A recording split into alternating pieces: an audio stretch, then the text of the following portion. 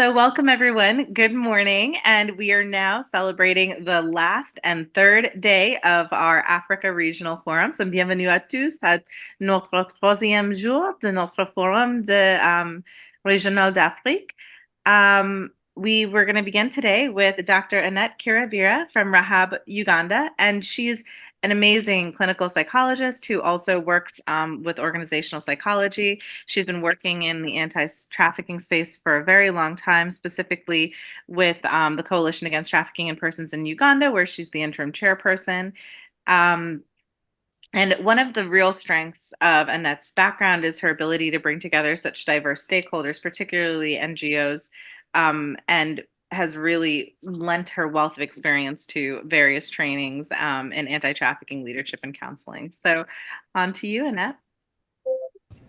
Good morning, everyone, or good afternoon, depending on where you are. Good to see you. Good to be in this space. I'm very excited about this morning and this afternoon's engagement.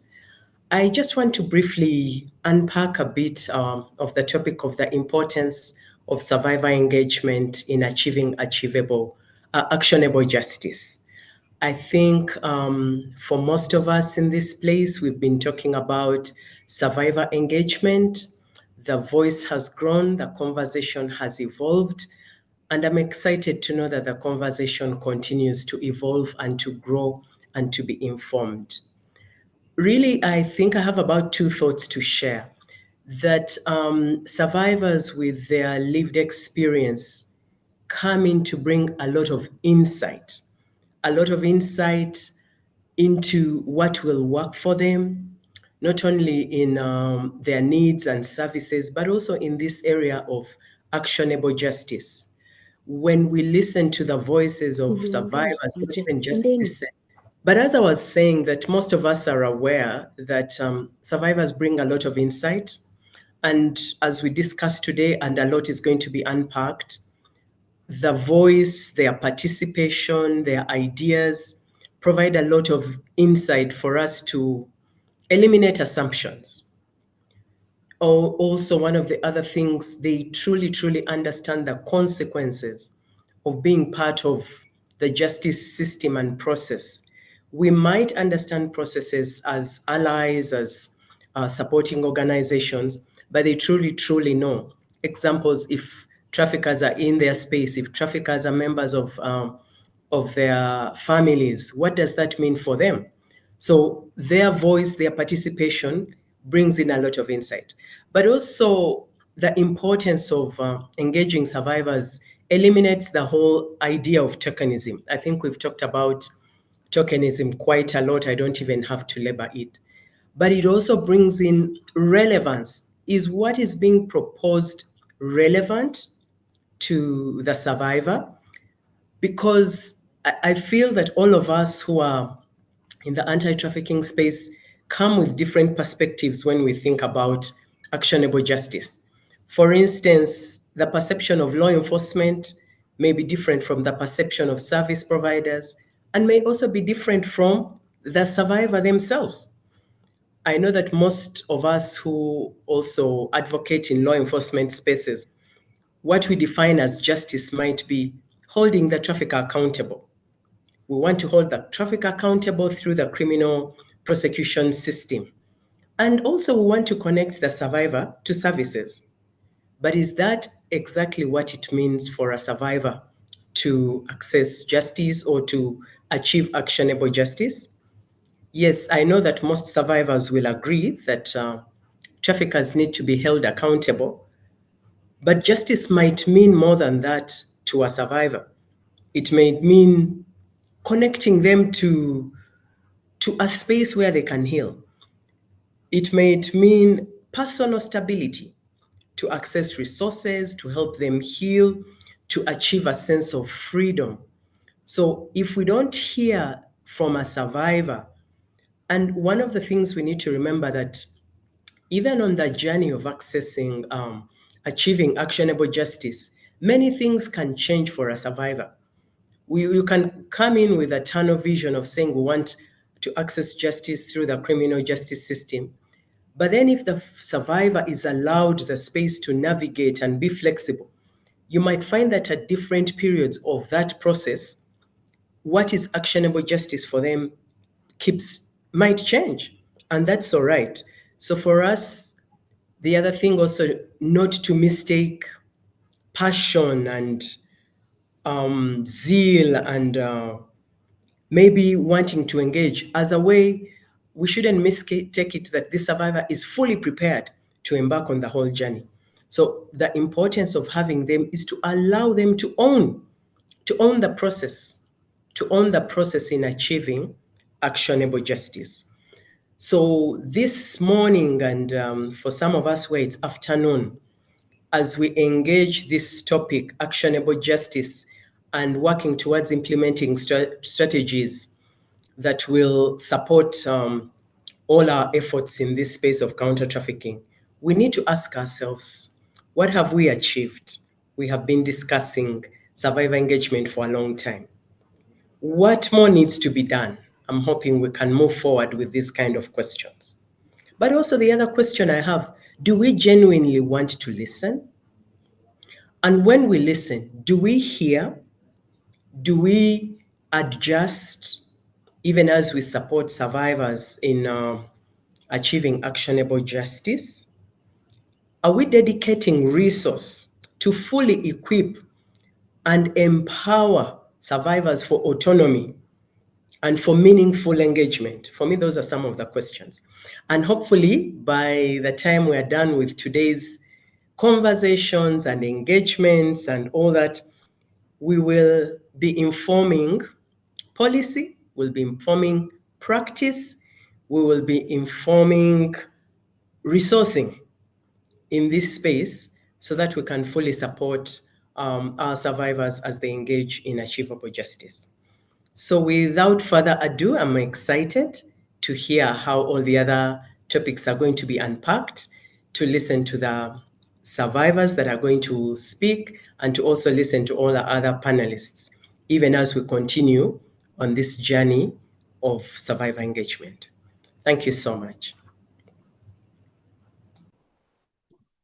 Yes, thank you so much for those words, Dr. Kira Vera.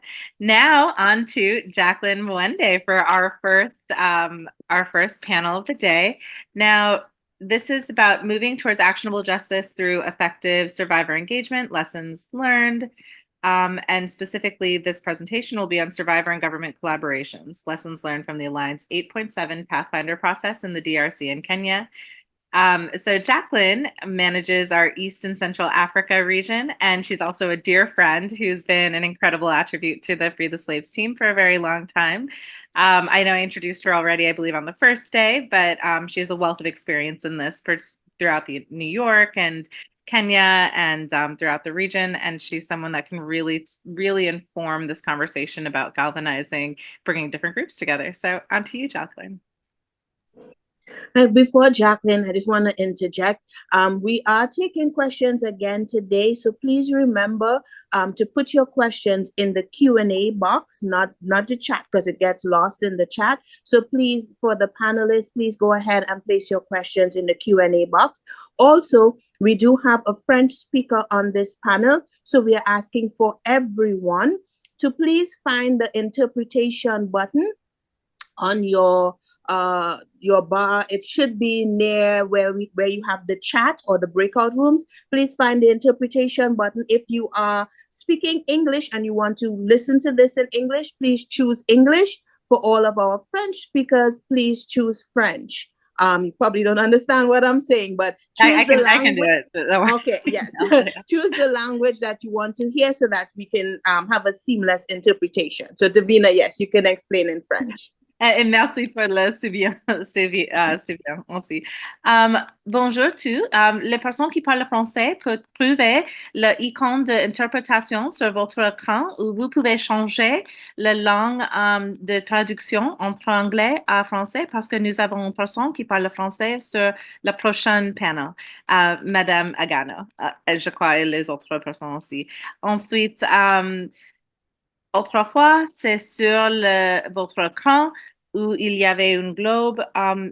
qui dit interprétation, vous pouvez changer la langue entre anglais et français. Alors, vous pouvez comprendre. Merci à tous. All right, Jacqueline, over to you. Thank you, Dr. Balfour, for the reminders.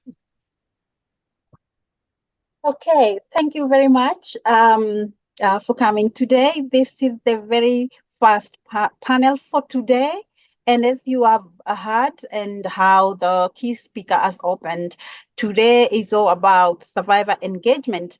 And we are talking about survivor engagement with government, with lessons from Democratic Republic of Congo and Kenya. And with us, we will have Secretary General of Ministry of Labor from Democratic Republic of Congo, the Honorable Donald Bagula, who will be talking about the experience of the government of Congo engaging with survivors of human trafficking in drafting the roadmap for Alliance 8.7 process. For those who don't know what Alliance 8.7 is, you can go to the website www.alliance8.7.com and you will be able to know much about what we are talking about. And for more bios on the speakers, we will be able to go to the www.freedomfromslavery.org and you can see more on the speakers.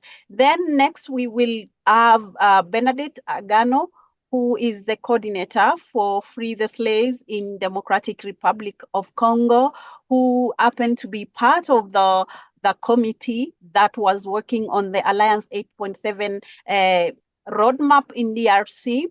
And next we will come to Kenya, where we will have Grace Banya, who is the Chief Technical Advisor for International Labour Organization that has been very instrumental in supporting the government of Kenya, together working with a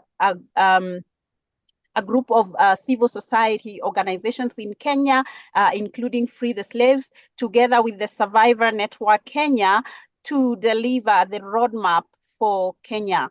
Then we will close with Ida Muli, who is the chairperson of the Survivor Network Kenya. So without much ado, I would like to invite the Honorable Donald Bagula from the Labor Ministry in Democratic Republic of Congo. He will be speaking in French. So I would encourage the English speakers to change into interpretation so that you can be able to hear what the Honorable Donald Bagula is saying. So welcome, Donald Bagula.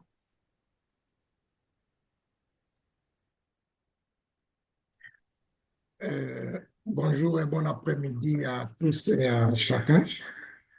Et je tiens à remercier Free the Slave d'avoir organisé cet échange et ce forum qui est capital pour que nous puissions échanger nos expériences afin de pouvoir progresser cet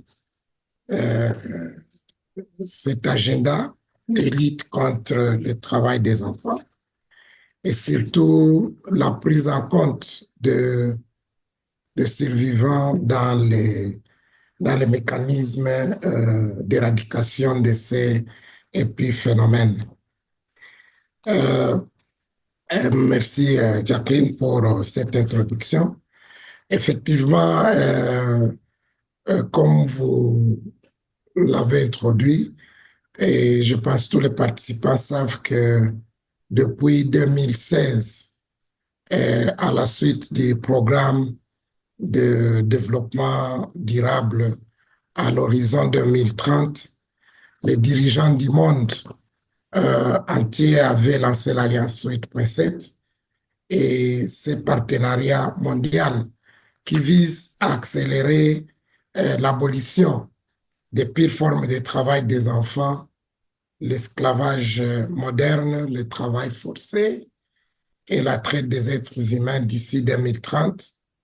Certains pays de l'Organisation internationale du travail avaient manifesté cet intérêt devenir pays pionnier pour, dans l'Alliance 8.7.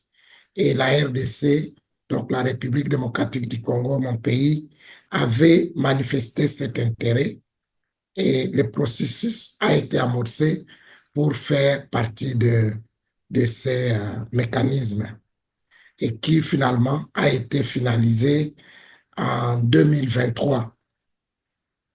À ce titre, la République démocratique du Congo a élaboré, avec l'accompagnement du BIT, une feuille de route des priorités stratégiques contenant les mesures immédiates et efficaces à entreprendre pour supprimer le travail forcé, mettre fin à l'esclavage moderne et à la traite des êtres humains, interdire et éliminer les pires formes de travail des enfants, y compris le recrutement et l'utilisation des enfants soldats. Et aussi, enfin, mettre fin au travail des enfants sous toutes ses formes. Et en novembre 2022, comme je le disais, avec l'appui de l'Organisation internationale du travail, le ministère de l'Emploi et du Travail a organisé un atelier de toutes les parties prenantes qui a permis d'identifier ces priorités stratégiques et parvenir à adopter avec toutes les parties prenantes une feuille de route contenant toutes ces priorités, toutes ces actions stratégiques devant être mises en œuvre. Et au cours et ensuite, cette feuille de route a été transmise au secrétariat de l'Alliance, qui est assumé par le BIT. Et ensuite, en juin 2023, la RDC a été conviée à présenter cette feuille de route au groupe de coordination mondiale, au GSM. Et la RDC a finalement, à partir de là, obtenu son statut de pays pionnier de l'Alliance 8.7. Et au cours de cette réunion du GSM, auquel le Free the Slaves est membre du groupe de coalition mondiale, a participé à cette réunion. Free the Slaves a fait des commentaires sur la feuille de route de la RDC telle que présentée et en termes de recommandations d'enrichissement de la feuille de route et surtout en tenant compte du cadre de responsabilité dont à l'introduction on a parlé de ça et ces cas de responsabilité en termes de redevabilité, il fallait impliquer absolument dans le processus les survivants comme partie prenante à ce processus d'élaboration et de mise en œuvre de la feuille de route. C'est ainsi que lors de la réunion du groupe de coalition mondiale, il a été recommandé que la RDC puisse travailler avec Free the Slaves pour voir comment tenir compte de ces enrichissements et des aspects tels que évoqués lors de cette réunion. Et c'est ainsi que, avec la direction, la coordination de Free the Slaves, on a organisé des séances de travail qui ont conduit à intégrer les desiderata, les préoccupations de survivants dans la feuille de route. Et c'est ici que je tiens à relever le dynamisme de M. Boukeni dans ce processus qui a permis à ce que nous avons eu des séances d'abord en ligne, comme maintenant là, avec lui, et puis d'autres séances en présentiel où il a eu même à se déplacer jusque ici à Kinshasa avec un groupe de survivants, donc elle est la coordination nationale, Madame Bernadette qui est avec nous dans ce forum. On a eu des séances de travail ici à Kinshasa avec les survivants venant de plusieurs provinces de la République démocratique du Congo. Et nous avons tenu compte de leurs préoccupations, nous les avons écoutées, entendu les préoccupations et on les a intégrées dans la feuille de route. Et ces préoccupations consistaient notamment à la priorité au soutien psychologique des victimes et des survivants, inciter les survivants à se mobiliser et à sensibiliser les communautés locales à la prévention du travail forcé, de l'esclavage moderne, de la traite des êtres humains et du travail des enfants.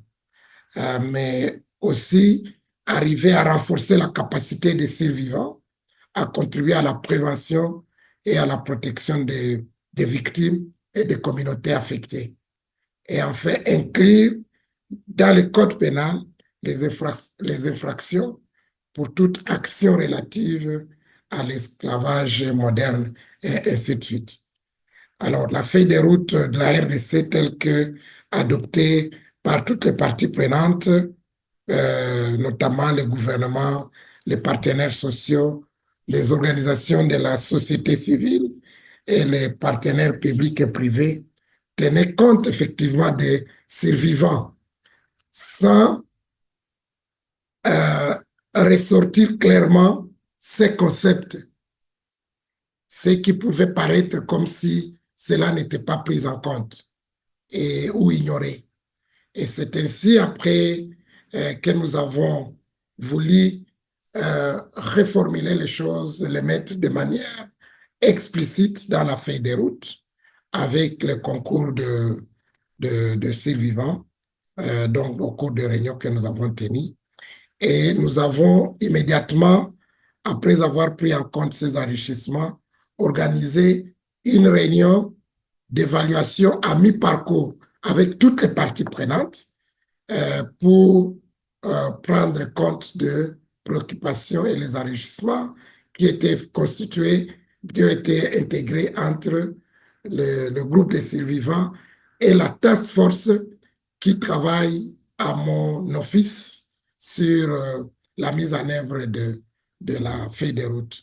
Alors, lors de l'atelier maintenant d'évaluation à mi-parcours avec toutes les parties prenantes, on a acté les enrichissements tels qu'apportés en prenant compte de cette reformulation, notamment des concepts tels que souhaités par les survivants. Et la task force a finalement intégré tous ces éléments tels que vous l'avez relevé. Tout ça peut être visible sur le site de l'Alliance 8.7. En termes de défis et recommandations, pour qu'est-ce qu'il faut retenir? J'ai retenu que les survivants, non, j'ai retenu, mais aussi la RDC, a retenu que les survivants constituent un atout majeur et une opportunité qui permet au gouvernement d'exploiter leur potentialité afin de participer à la mobilisation communautaire, mais aussi à la construction des connaissances telles que nous les faisons maintenant là, et au changement des attitudes et des comportements, mais aussi au renforcement du rôle des services locaux pour parvenir à lutter contre ces épiphénomènes. Je dis bien l'esclavage moderne, la traite des personnes, le travail forcé et le travail des enfants. Et si le plan politique, leur plaidoirie peuvent influencer les changements des politiques publiques, mais aussi la mise en œuvre à tous les niveaux. Il est ainsi recommandé à toutes les organisations de la société civile qui encadrent les survivants et les défenseurs des droits de l'homme de pouvoir faire participer activement les survivants au mouvement contre l'esclavage moderne. À l'échelle communautaire, nationale, tout comme mondiale. Mais aussi parvenir à créer un environnement favorable pour permettre la dénonciation devant conduire à, à, à l'esclavage, à abolir l'esclavage moderne dans la société. Mais, et pour nous, comme gouvernement, nous, donc, la RDC n'aménagera aucun effort au regard de ses engagements dans la feuille de route pour que les survivants ne soient privés de liberté, de parole pour dénoncer toutes ces formes d'abus, mais aussi qu'ils puissent avoir accès à la justice et aux soins non seulement physiologiques, mais aussi psychiques, et qu'ils bénéficient d'une réinsertion sociale adéquate. Et cette lutte, comme vous comprenez, ça nécessite l'implication de toutes les couches sociales, tous les partenaires et surtout les forces vives de la société civile. Je vous remercie pour votre aimable attention. J'espère que j'ai été clair que j'ai été suivi. Merci beaucoup. Thank you so much, Honorable Donald Bagula, for that really insightful presentation. I think if people have questions, please do put them in the Q&A, and we will be able to address them.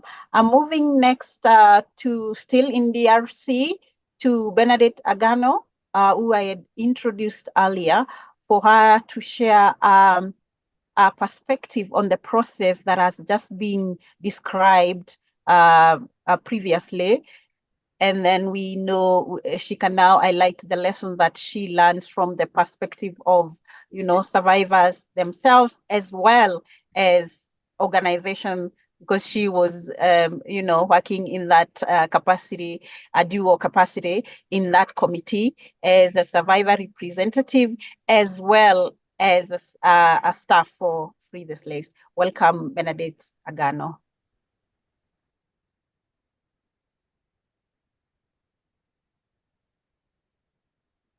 Merci beaucoup, Jacqueline, pour cette belle présentation.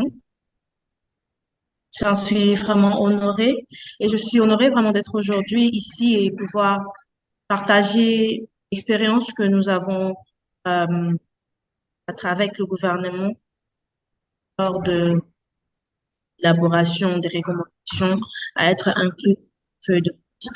Comme son Excellence, Monsieur le Secrétaire général l'a dit, nous avons pu travailler avec d'autres survivants. Nous avons eu une séance de formation, bien sûr, une capacitation pour mettre en place des recommandations pour être inclus dans la feuille de route. Et c'est pour moi vraiment un honneur de faire partie de la task force, qui est un moyen de donner la voix aux survivants, de la reconnaissance de leur engagement et de leur inclusion dans la lutte, mais au-delà de ça, qui est aussi une lueur d'espoir pour tous les survivants de la RDC qui se sentaient délaissés et non entendus. Alors, aujourd'hui, je vais marteler un peu plus sur l'importance de l'engagement des survivants dans la lutte contre l'esclavage moderne.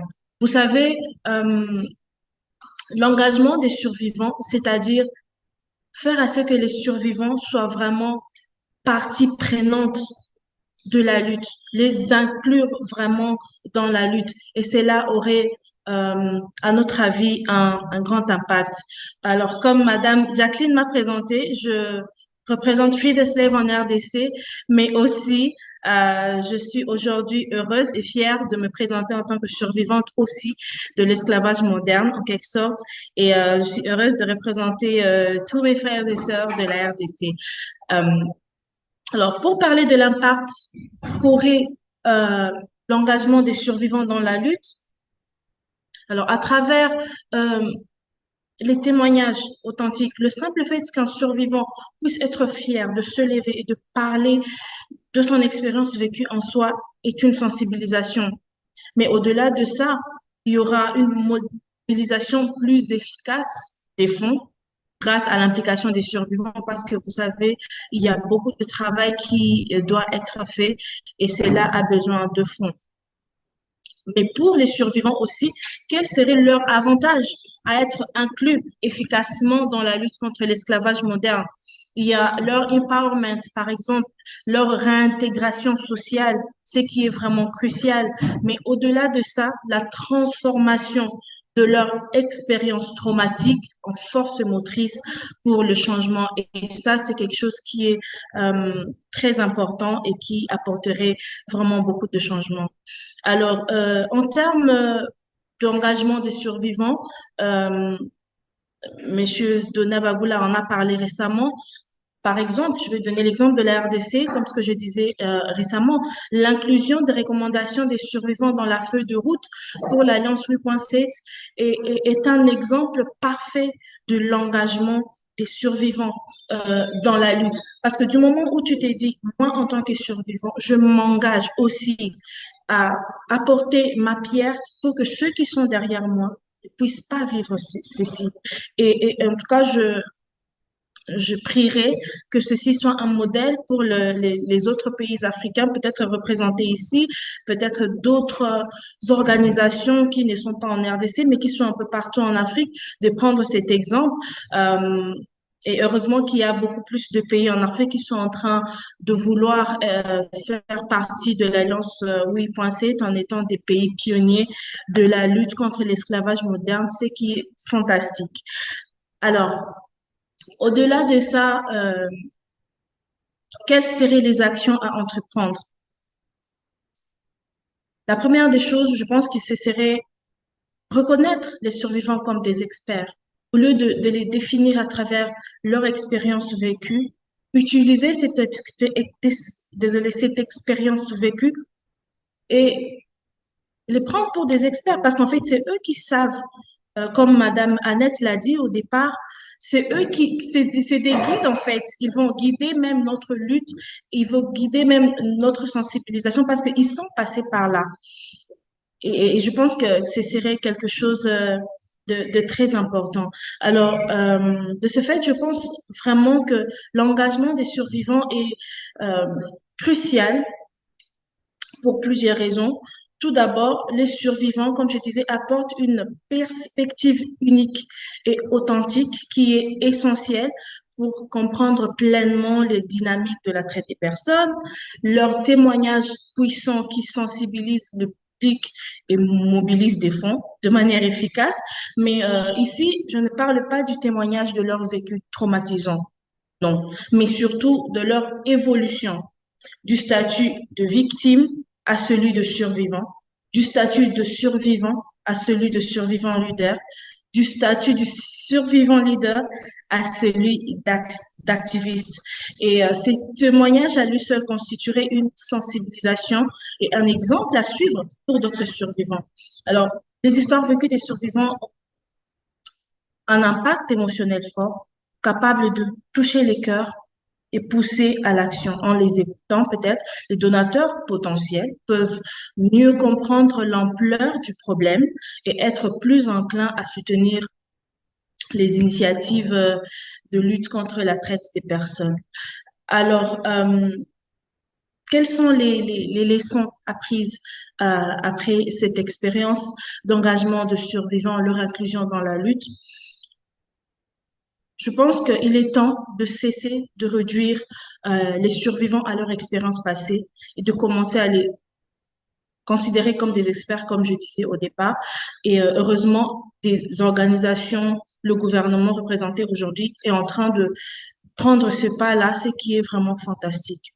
Les survivants sont des exemples vivants de la traite de personnes et leur voix est indispensable pour élaborer des stratégies efficaces de prévention et de protection. Alors, leur engagement aussi est fondamental pour leur guérison et leur réinsertion communautaire.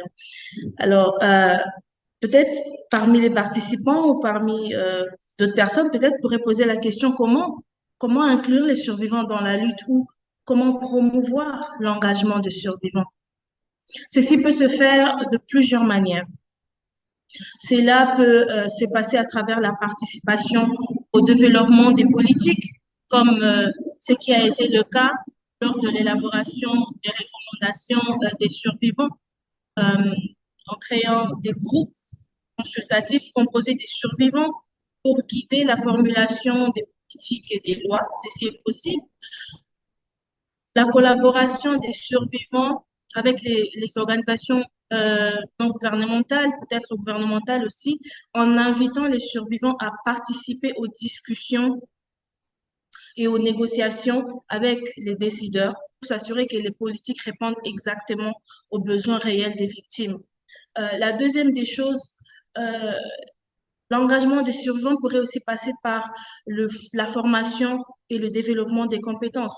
Ceci peut passer par les programmes de leadership, c'est-à-dire offrir des formations en leadership, en plaidoyer ou en communication pour que les survivants puissent devenir des porte-paroles efficaces. Ceci peut se passer à travers des ateliers de formation, c'est-à-dire organiser des ateliers pratiques sur des compétences spécifiques comme la prise de parole en public, la gestion des projets, l'organisation communautaire. Au-delà de ça, euh, ceci peut se passer à travers la création des réseaux des survivants.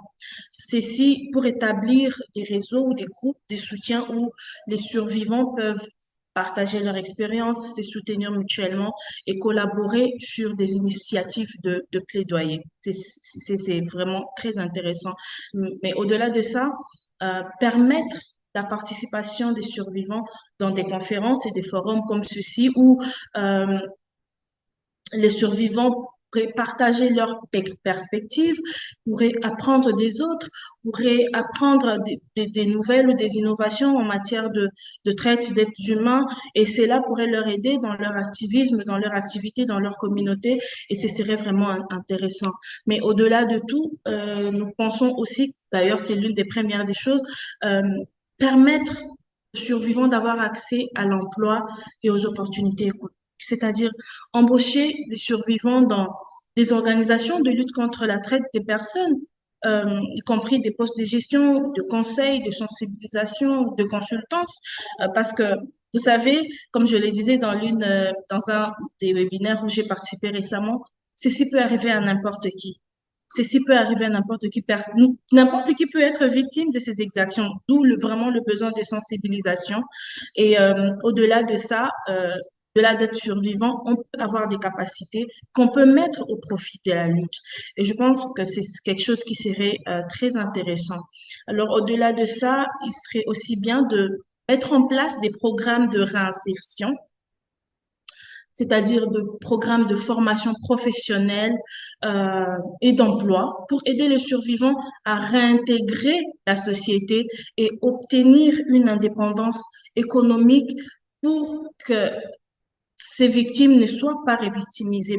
Parce que certains, la plupart des facteurs, l'un des grands facteurs favorisant l'esclavage moderne, la traite des personnes, c'est la pauvreté et le manque d'indépendance économique. Alors, si on touche aussi à ce côté-là, je pense que ce serait quelque chose qui pourrait prévenir la révictimisation des victimes ou des survivants.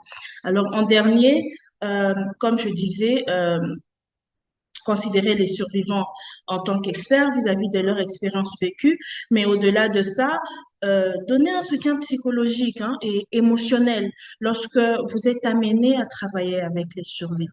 Car, vous savez, la guérison détraumatisme est un processus et parfois long.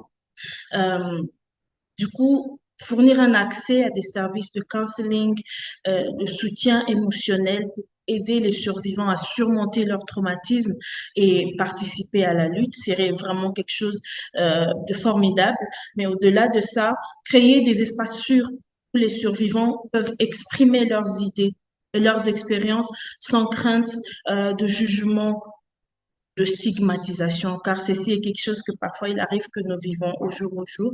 Et c'est très bien que cela soit pris en compte, mais au-delà de tout, nous qui sommes appelés à être en contact direct avec les survivants pendant leur inclusion ou leur engagement dans nos organisations, dans nos structures, c'est bien d'apprendre des approches trauma-informed, comme on dit, des approches trauma-informées pour éviter une rétraumatisation de la victime au quotidien.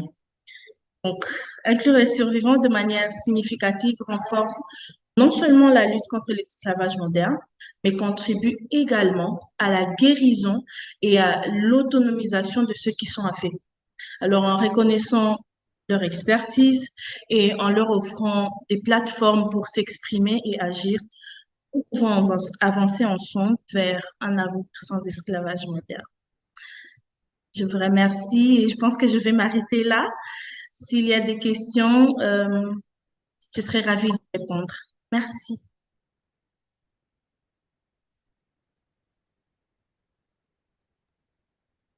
Thank you so much, Benedict, and thank you so much, the government of DRC for opening this space for survivors to be able to be part of these processes and giving them a space not just to be, recipients of services from the government, but also to be advisors to the government and provide expertise. So with the leadership of the Honorable Donat Bagula, we would like to give special appreciation for Democratic Republic of Congo for being the first country to set the blueprint for the engagement of survivors in high-profile policy decisions like the Alliance 8.7. And just to say, DRC is actually the first country in the membership of the Alliance 8.7 to have survivors contribute to their roadmap, to their country roadmap. And then following closely by Kenya. I think we borrowed from there. And they say some of the Kenyans came from DRC, so it makes sense there. So thank you so much for that. I see there's a lot of comments and on the chat box about this presentation. People are really happy. They have been inspired by your presentation, Benedict, as you can see. And there are also some questions in French, Benedict, which you will be able to answer after this session, after I move to Kenya. And I give this opportunity to the ILO Chief Technical Advisor, Grace Banya, to tell us, because ILO has been very instrumental in supporting this process, both in financing and also in technical support for the process in Kenya, and also opening up the space and supporting the government of Kenya together with Free the Slaves to have survivors contributing meaningfully in the process of Alliance 8.7 Pathfinder process. So thank you so much and welcome. And after she is done, Ida, you can quickly jump in after she is done, and so that we can have that seamless flow of the perspective from Kenya. Thank you, Madam Grace Banya, and welcome. Thank you so much for having me and for giving us the opportunity to be in this space. First and foremost, I would like to really thank Free the Slaves through you, Bukeni, Jacqueline, Ruth, for having reached out to us as we're beginning the process in Kenya. We are most grateful for your support, both technically and for guiding us. I think our role as the ILO, as most of you know, that we are one of the oldest UN agency, our role is to really support both technically and where possible financially. And that's what we've done to this process so far. So I'm most thankful to you, Free the Slaves, for having come on board at a very, very opportune time. As you heard from Jacqueline, my name is Grace Banya. I manage a regional program that covers Uganda and Kenya. And we mainly are looking at the elimination of child labor, forced labor, and human trafficking. And obviously, the modern slavery comes in because of the Alliance 8.7 agenda. As the topic for this afternoon is to share experiences from what we've learned during this process, and more so moving the agenda of the Alliance 8.7 movement. And so my presentation today will give you a bit of background on where we are at and where we started from developing Kenya's roadmap to the Alliance 8.7. I'll go in to discuss the process itself and where we are at and what is planned moving forward. So Aline, if you could move to the next slide. Just to give you a little bit of statistics, we are speaking about 160 million children in child labor globally. That's as per the 2022 Global Estimates report that the ILO publishes every 5 years. And then 50 million people are in modern slavery globally. And for us in the ILO, we think even children themselves are actually in modern slavery. When children are in the worst forms of child labor, it is a thin line between being in modern slavery, being in child labor, worst forms of child labor, which also intersects with human trafficking. Move on, Aline. So what is this that we're talking about? The Alliance 8.7 comes from the Sustainable Development Goal number 8 that talks about decent work. And here it speaks about promotion of sustained, inclusive, and sustainable economic growth, full productive employment, and decent work for all. So the Alliance 8.7 comes from the target number 7, which is the next slide, Saline, if you can move. Target 8.7, it's really emphasizing that you need to effectively put in place measures to eradicate forced labor, end modern slavery and human trafficking, and secure prohibition and elimination of the worst forms of child labor, which include, among other things, recruitment and use of child soldiers. And the target to end this is 2025, back to the slide, Aline, to the use of children in armed conflict as child soldiers, but also the child labor in its worst forms. And when we talk about the worst forms of child labor, there is a thin line for children being in slavery and, you know, and having been trafficked, either for commercial sex exploitation, when we talk about child marriages, when you talk about teenage pregnancies, you know, the worst forms of child labor. So the target, as you may all know, we are now at 2024. In a year to come, will we have ended or eliminated child labor in its worst forms, or even prohibited the use of children as child soldiers? Let's move on, Aline. So what is the Alliance 8.7? In short, we are talking about a global movement of partnerships that foster multi-stakeholder collaboration to support governments to achieve Target 8.7 for the Africa Agenda for 2030. The Alliance 8.7 is expected to promote action to eradicate forced labor, modern slavery, human trafficking, and child labor.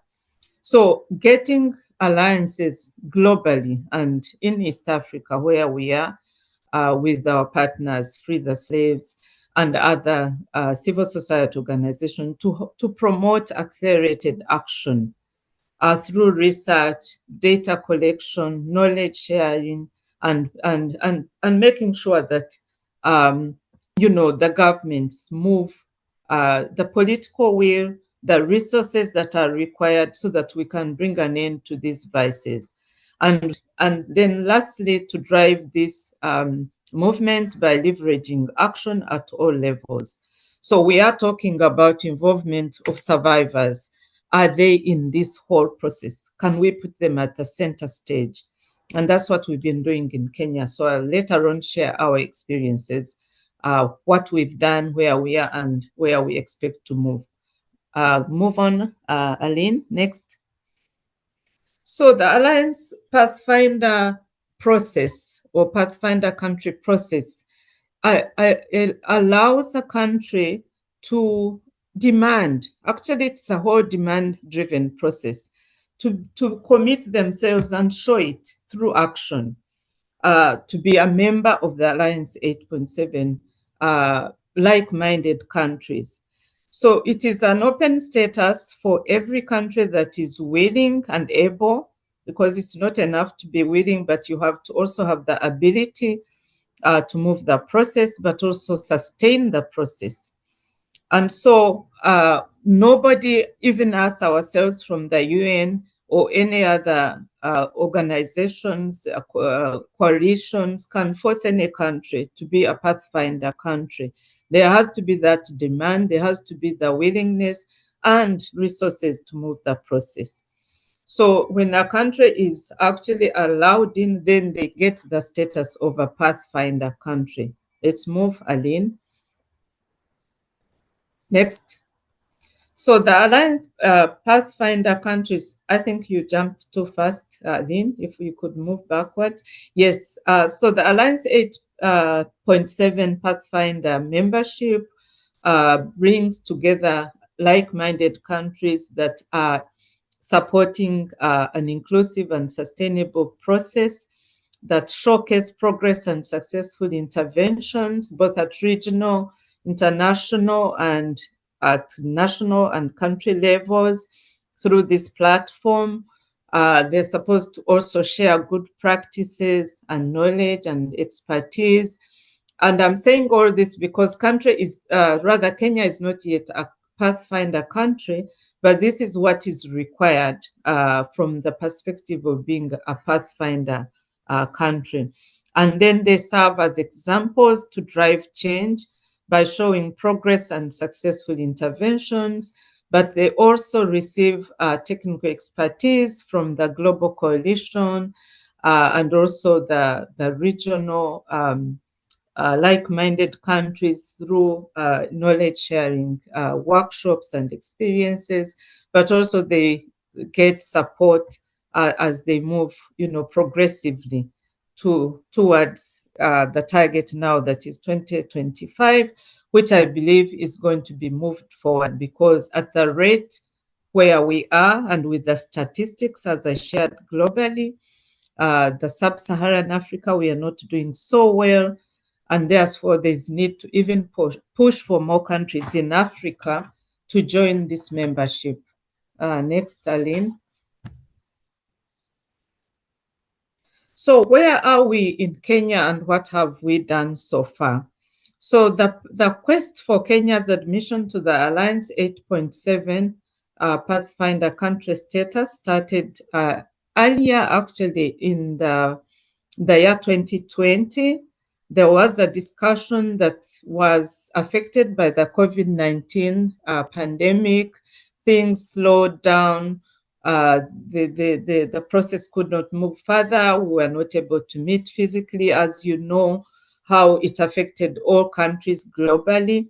But then it picked up again in 2023, as you can see from the diagram there. So Kenya submitted its letter to join the Alliance 8.7 in the first quarter of 2023. In April, the same year, we had our first meeting where we had a huge support from the Free the Slaves, and we're very, very thankful to you, Jacqueline, and your team, Bukeni, who also came on board. And we've been working with the Ministry of Labor and Social Protection, with our social partners, the workers organization, and the employers, but also the civil society movement in Kenya. In Q1 of 2024, the teams were divided into clusters, and they started the discussions along the 4 areas of focus. That's child labor, forced labor, human trafficking, and modern slavery.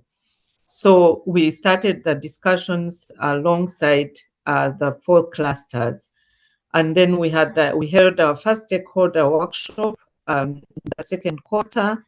And along the way, we have had a lot of participation from the civil society organizations, including the Survivor Network for Kenya, where we've had very, very exciting interventions from the survivors themselves. And we've learned quite a lot because they've been put at center stage. They brought in their energies, they put together the process. They are leading the clusters, some of the clusters.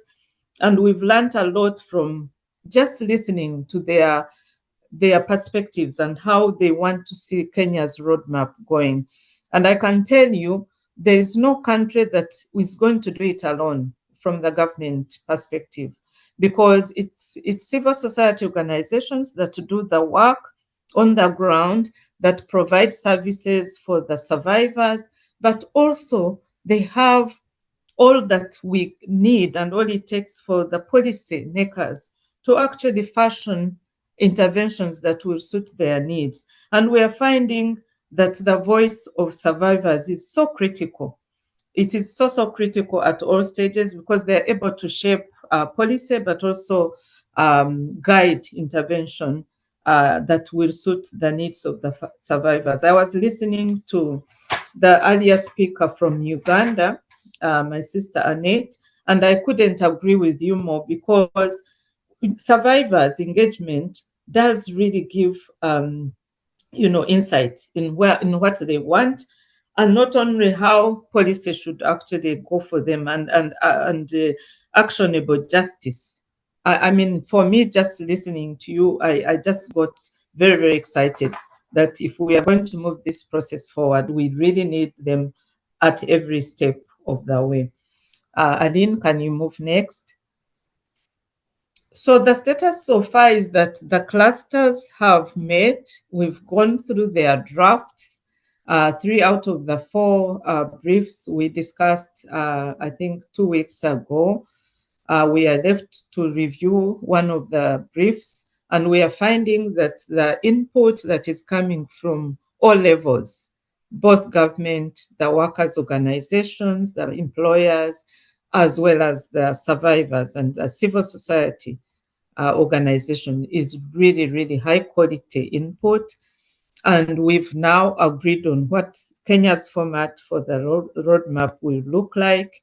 Of course, learning from other countries. I think there are 2 countries in the region, that's Uganda, Malawi, which are closer to what happens in Kenya in terms of policy interventions, as well as what actually the survivors are going through and those who are victims have experienced. Can we move, Aline, next? So the next steps, I think going forward, is that we will finalize the roadmap.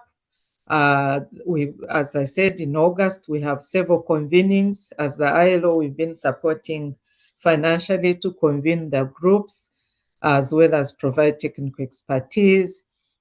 So we'll move each of the clusters and convene them to review the final review of the clusters as we develop them to form, part of the roadmap. There will be editorial teams looking at each of the clusters, and we have the Office of the Attorney General going to help us so that it can read the legal language that it's supposed to be. And then finally, we submit the roadmap to the Ministry of Labor and Social Protection as the requirement in Kenya.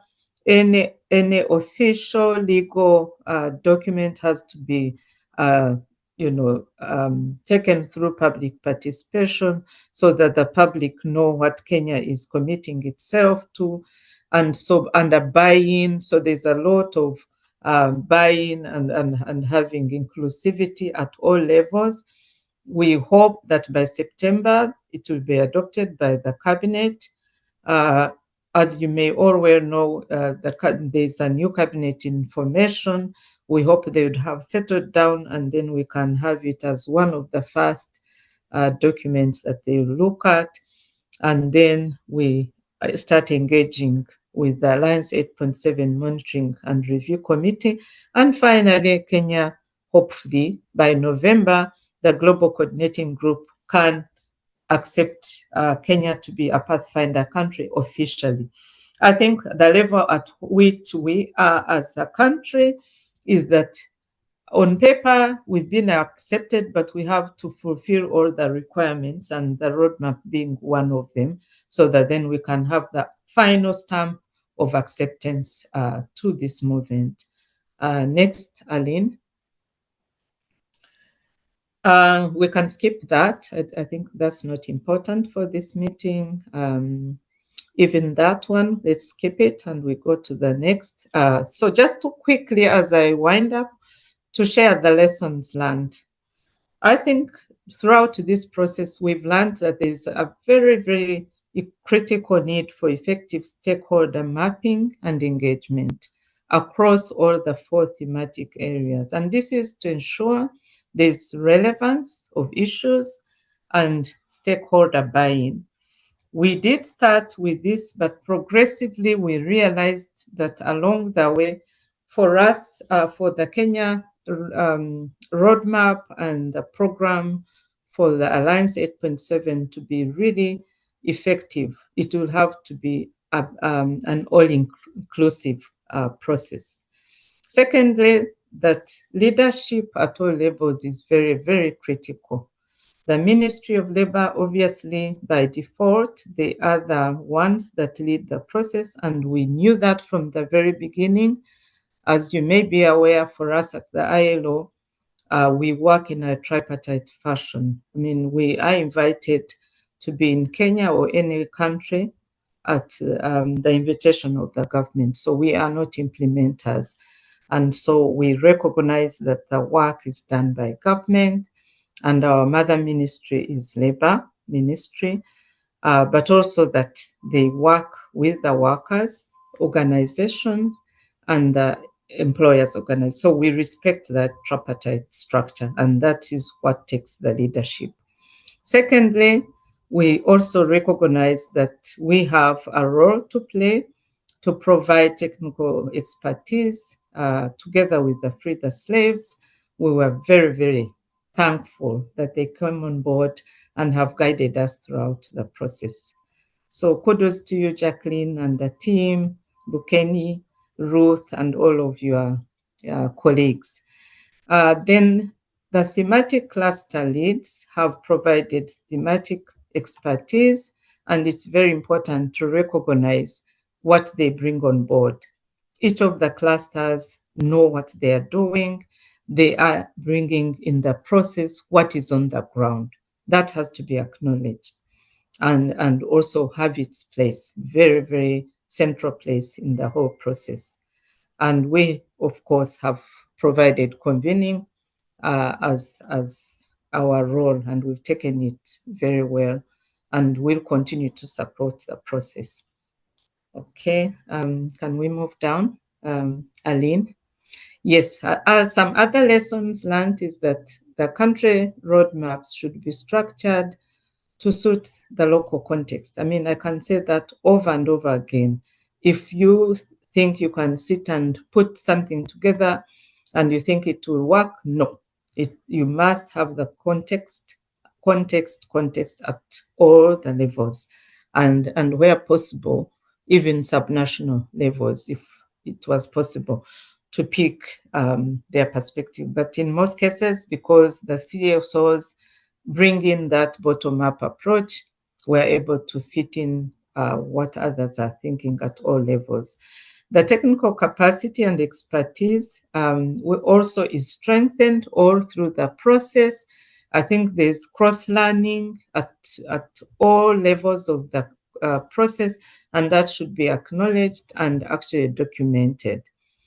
For the national frameworks and the steering committees and reporting for the Alliance 8 points, those have to be kept very, very closely at the forefront to know that whatever is being put in the roadmaps and national plans are those things that countries are going to be able to report on.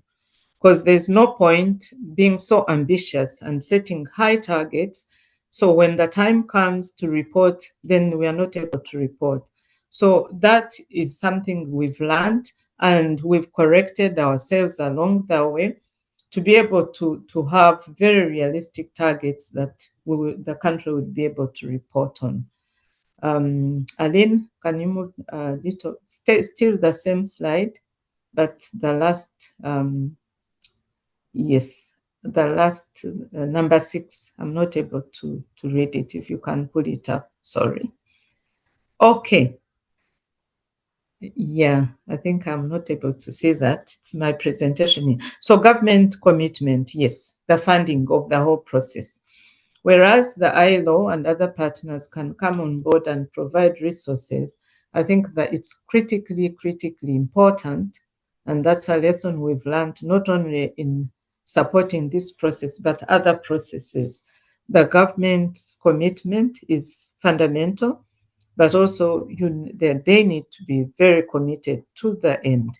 I mean, not just have the country status as a pathfinder, but also be sure to continue and continue convening and getting the partners together, particularly the survivors, as it's a government's role to provide services to the survivors, to provide actionable justice, to ensure they are involved at all levels of developing processes, but also implementing processes, because it's them that need support. And also the commitment to stop modern slavery, to stop trafficking, human trafficking, to stop child labor by providing decent work for all, by providing a place for children in school, by providing employment for the youth and women, and all the health services and whatever else that the citizens need.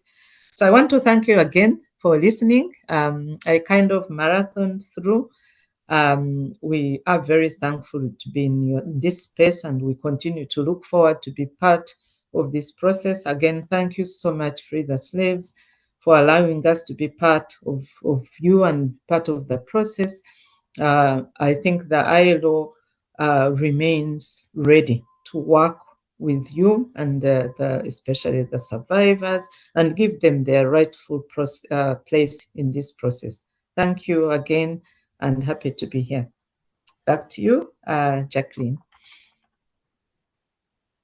Merci beaucoup. Thank you so much, Madam Grace Mbanya, for that insightful presentation on the process of Alliance 8.7 and the steps that Kenya has taken and where we are. So I think that is would be a good lesson for other Pathfinder countries that are in this space that has not been able to include survivors in their roadmaps, as well as some that have not joined. For example, in the Southern Africa, part of Africa, we do not have a country that is a Pathfinder country. But in East, Central, North Africa, we have countries, and most of the participants here represented the countries are members of the Alliance. So thank you so much, Madam Grace, for that. So now we are moving to Ida Muli. Ida Muli is the chairperson of the Survivor Network Kenya, which has been very, very active in this process. And not only this process, also in other processes similar to this one, like the Universal Periodic Review, and also other processes, internal processes, national processes. So Ida will give us a perspective on the involvement of the Survivor Network in the process and the lessons that they have learned as a result, and also the experience, and also what would be the call for action for other actors in this space who want to be involved in the process of Alliance 8.7 or other processes that are similar. Welcome, Ida. The floor is yours. Thank you, Jacqueline. Yeah. Ladies and gentlemen, honorable government representatives in the forum, International Labour Organization Kenya, Free the Slaves, esteemed members of the Alliance 8.7 Secretariat, dedicated colleagues, migrant workers, civil society organizations, valued allies, and survivors. Good morning, good afternoon from Kenya, and thank you for the opportunity to speak today. My name is Ida Muli, as you've heard from Jacqueline. I'm the chairperson of the Survivor Network Kenya. I'm a survivor of forced labor and human trafficking. And I was also part of the Alliance 8.7 process and the team that was leading in the recommendations and research, and also sitting in the government meetings to do the Pathfinder status for Kenya to become one of the member countries that will be doing the decent work for the Alliance 8.7. Yeah. I am here today not just as a survivor, but as an active participant in the roadmap process in Kenya aimed at eradicating forced labor, modern slavery, and human trafficking. Being part of this journey has been both challenging and enlightening. As a survivor, my involvement in the Alliance 8.7 process in Kenya has taught me to be profound impact of having a voice in the rooms where decisions are made. It's such a great honor for survivors to feel special and appreciated whenever they are invited to go and make decisions for a country. I don't take it for granted. Our experiences, as harrowing as they are, provide invaluable insights that can drive effective, and sustainable change. I learned that when survivors are included in these processes, policies move from being well-intentioned to being sharply targeted and truly transformative. For organizations working with survivors, I want to underscore the importance of empowerment. Our stories are not just tales of sorrow, but of resilience and strength. To harness this strength, organizations must focus on creating platforms that address survivors' immediate needs and empower us to be leaders and advocate in our communities. Recently, I attended a global migrant workers forum that involved migrant workers from across the globe together with survivors so that our voices may be also heard globally. So I can see myself as someone who's gonna be great in future, maybe sitting in one of the offices that are making decisions through the experience and expertise that you are learning as survivors through survivor inclusion. It's about shifting the narrative from victimhood to leadership.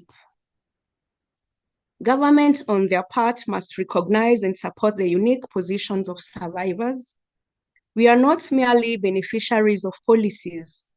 We are key stakeholders. We can provide critical insights that can lead to better outcomes. Government should provide safe, inclusive, and accessible mechanism for survivor engagement. This means not only inviting us to the table, but also actively listening and integrating our feedback into policy frameworks and implementation of strategies. In conclusion, the lessons we carry as survivors and the insights we offer are invaluable resources in the fight against human trafficking and forced labor. It's crucial for all stakeholders, from international organizations to local CSOs and governments, to foster an environment where survivors are heard. By doing so, we honor the experiences of those who have suffered and pave way for truly inclusive and effective roadmap toward eradicating those heinous crimes. And for me, I'm so grateful for always being participating in this kind of forums, because before we were not even public speakers, but through the experience and inclusion, we've gained courage to also do the research, do the recommendations together with big people in the government. And it's not by our own power, but it's because of the experiences that we lived in the past that taught us the lessons. And when we were going through these challenges, we knew that we will come to our countries and be the people who will be doing these discussions in the tables with high-profile people. And we truly feel honored as survivors when you are included in this policy making and decision making for a country. And also the government now knows what happens there abroad or in the countries of destination where people travel for labor, what can I say? For country can either send us for labor so that they can get remittance from the money that we send back home. But now we've known our rights and we've been learning every day from others in the meetings and in the forums that you are attending. And I'm so grateful to Free the Slaves and ILO for giving us the platform to sit and discuss these decisions. And we are not little people, but you're also great people. Thank you very much.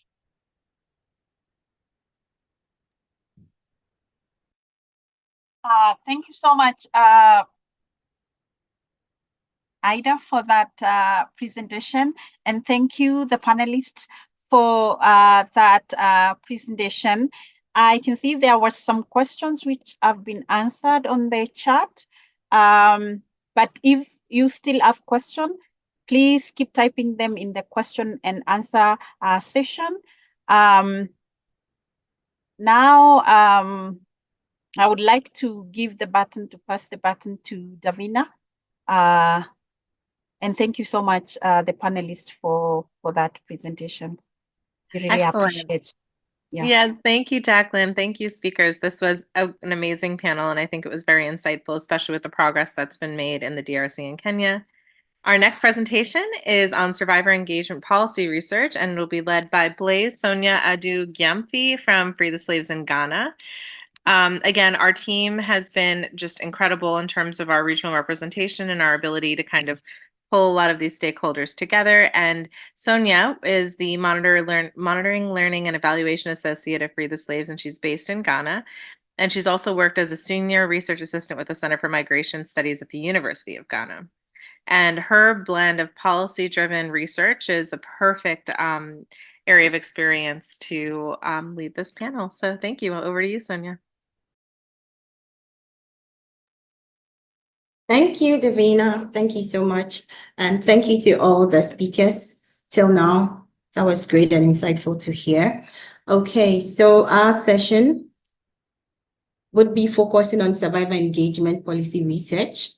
It is very relevant that research explores the survivor engagement practices of key counter-trafficking organizations, investigates the survivors' own assessment of their participation in trafficking movement, anti-trafficking movement, and also proceed to offer a series of actionable recommendations on how inclusive engagement of survivors can become more standardized and ultimately more beneficial.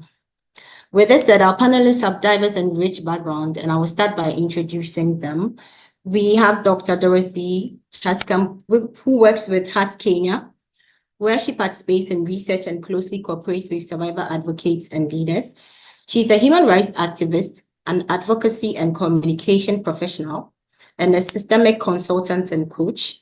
We can read more about all our panelists' bio on the page, the forums page. We will also have Wanja Patricia Kimani. She is a solution-oriented author, researcher, and survival leader based in Kenya. Her activism has been instrumental in various organizations focusing on counter-trafficking in persons, and especially as a committee member and cluster lead in Kenya's process of becoming a Pathfinder country in accordance with Alliance 8.7. And finally, we have Shivan Pavin, better known as Shivana. She stands as a prominent figure in Uganda's LBQ movement.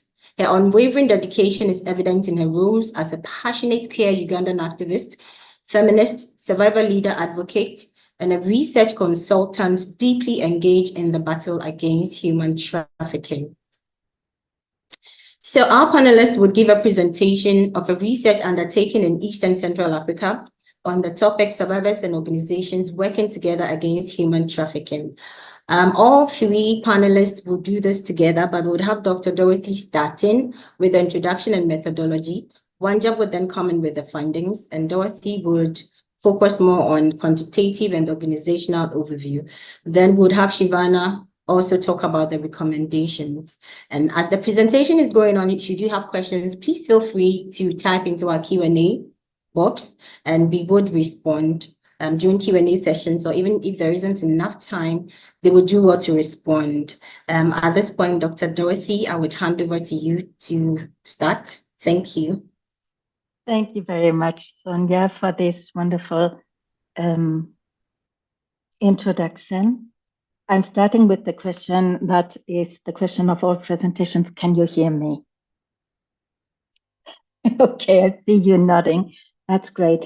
So first, let me say that I am really happy and honored to be here today. Thank you very much for the invitation. And you've already given a scope of the research that we want to introduce.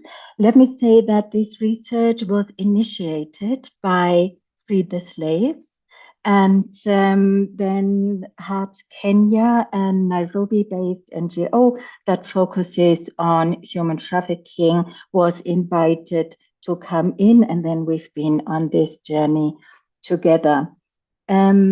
For Heart Kenya, let me also say it's an NGO that works across all the 4 Ps. Protection is our core focus, but also prevention, supporting prosecution, and policy and partnerships, which brings us here today. And it's been a great journey, this research. So I also want to thank the previous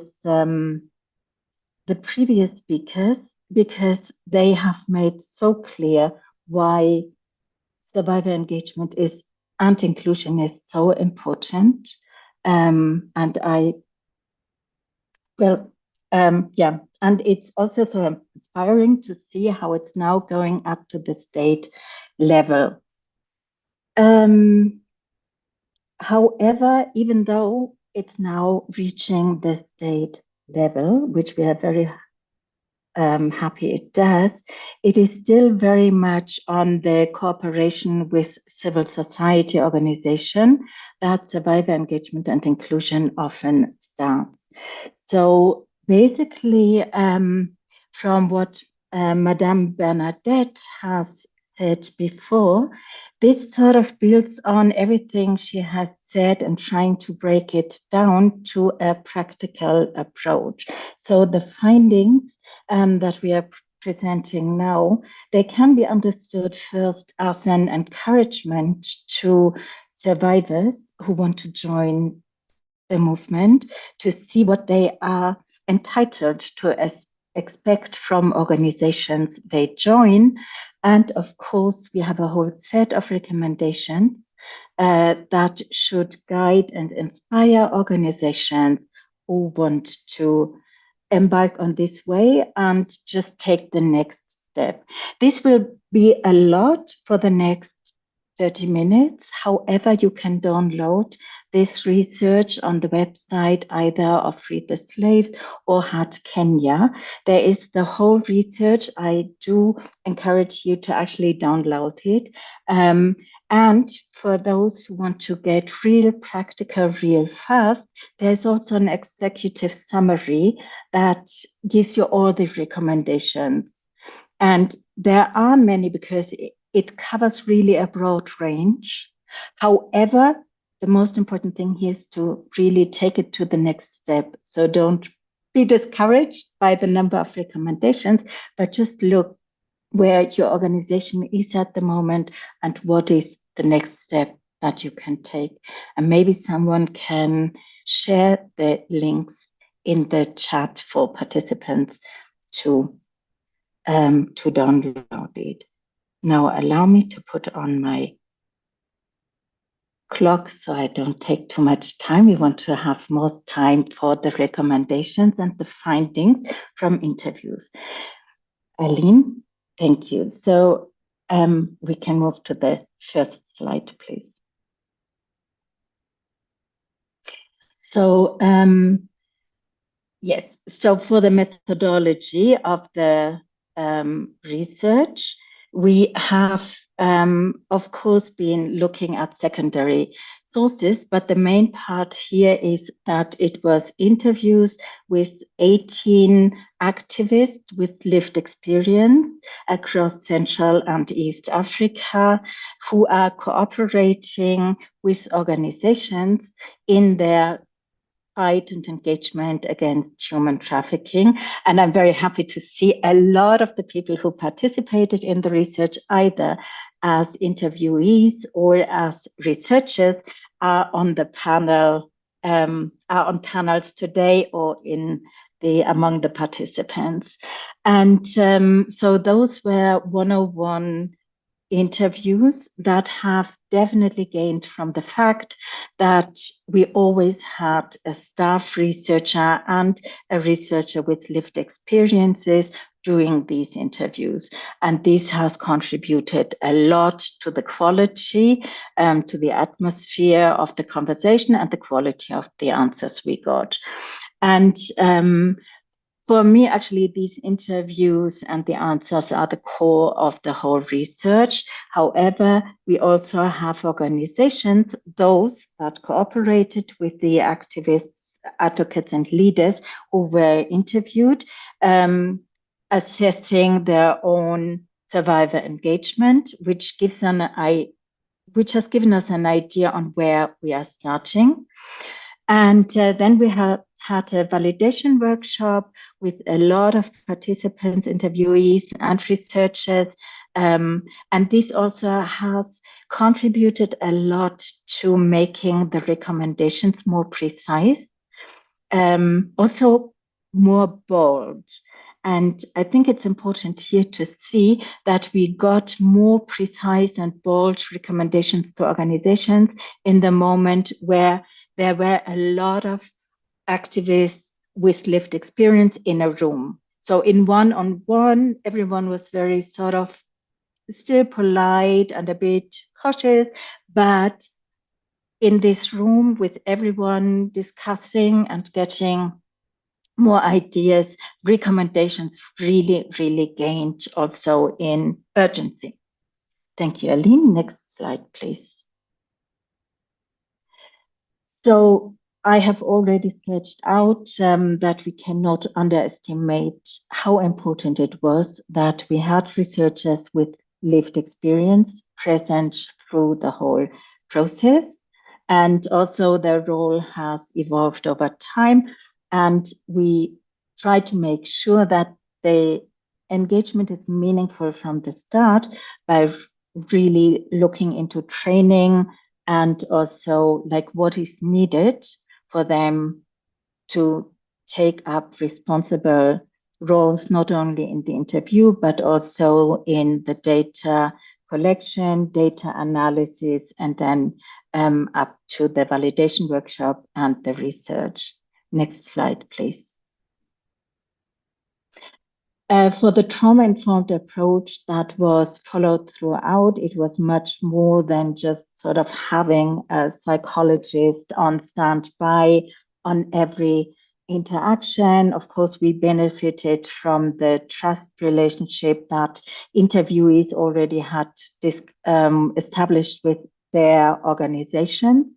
And it was the organizations that sort of made the bridge between the researchers and the survivor advocates and leaders. And part of the training for all interviewers also was being aware of stabilization techniques and also being sensitive about any external signs of an interviewee may be feeling uncomfortable. However, as I said, the atmosphere really was influenced by this being very much a discussion among active survivors. So next slide, please. And then after the interview, the validation workshop really helped us as researchers to understand better and being more precise about the recommendations. Next slide.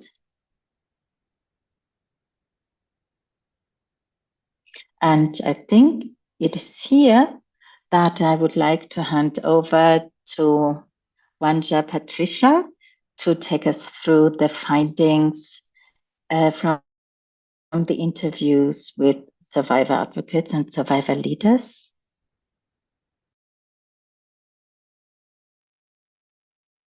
Thank you, Dr. Dorothy. So my name is Wanja Patricia. I'm going to turn on my camera just briefly so that you see who's talking. I don't know if you can see me. Hi, everyone.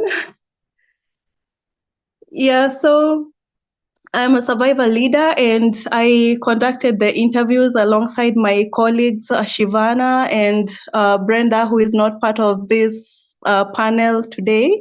And yeah, we learned a lot, as my colleague Ida has said, about how we can be professional in the space.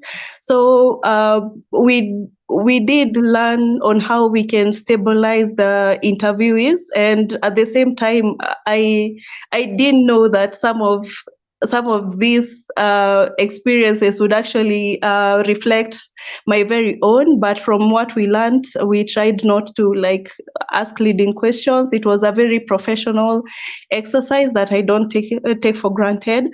So the findings here, I will present the thematic areas that came about. And the first one is the role of lived experience in survivor engagement, where we found out that the survivor advocates and leaders were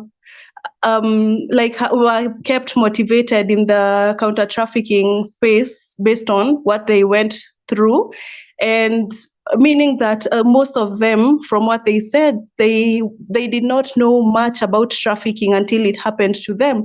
So they were using their lived experience to warn others and to create awareness. As you can see from the transcripts down below in blue quoted, if you have been through something, you'll be able to understand somebody who is going through what you went through. And yeah, the transcript goes on to say it's a different kind of passion. It gives you a kind of joy because we are all working towards the same goal. Yeah, that's on the lived experience that survivors have come together and they find out that they have somewhat similar experiences, and they find out that they're actually all working together to create the awareness. Next slide, please, Aline. The next theme area is prior activism. Some of the interviewees quoted that they had been engaged in other human rights activism spaces before these anti-human trafficking organizations noticed them, or before these activists or survivor leaders and survivor advocates came to know that there are organizations that actually work against human trafficking. So in most cases, organizations did not initiate the activism of survivors. Yes, so those are the people who are actually doing the activism before. There seem to be less ways to engage with persons who are not yet experienced social justice advocates. What this point implies is that it was easier to push someone into any activism activity if they have been in prior activism, maybe campaigns, road shows or things like that, if they have already been in activism. But for people who did not have that prior experience, then it might require a little bit of training. Next slide, please.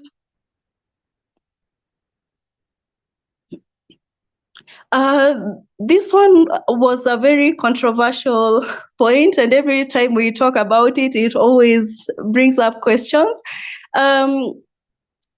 Most people, a great majority of the people we interviewed reported that the first activity they took against human trafficking was individually sharing their personal lived experiences, like in the case of the prior activism, where people were doing the activism by creating awareness and talking about human rights, migrant rights, and all that.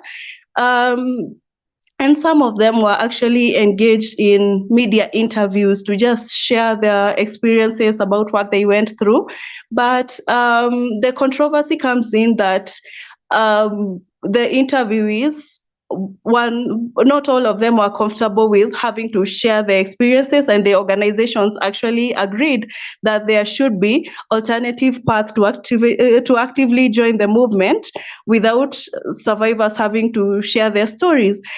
The other controversy is that most of these organizations, or all organizations, were having a concern because how can you tell that somebody is a survivor unless they share their story?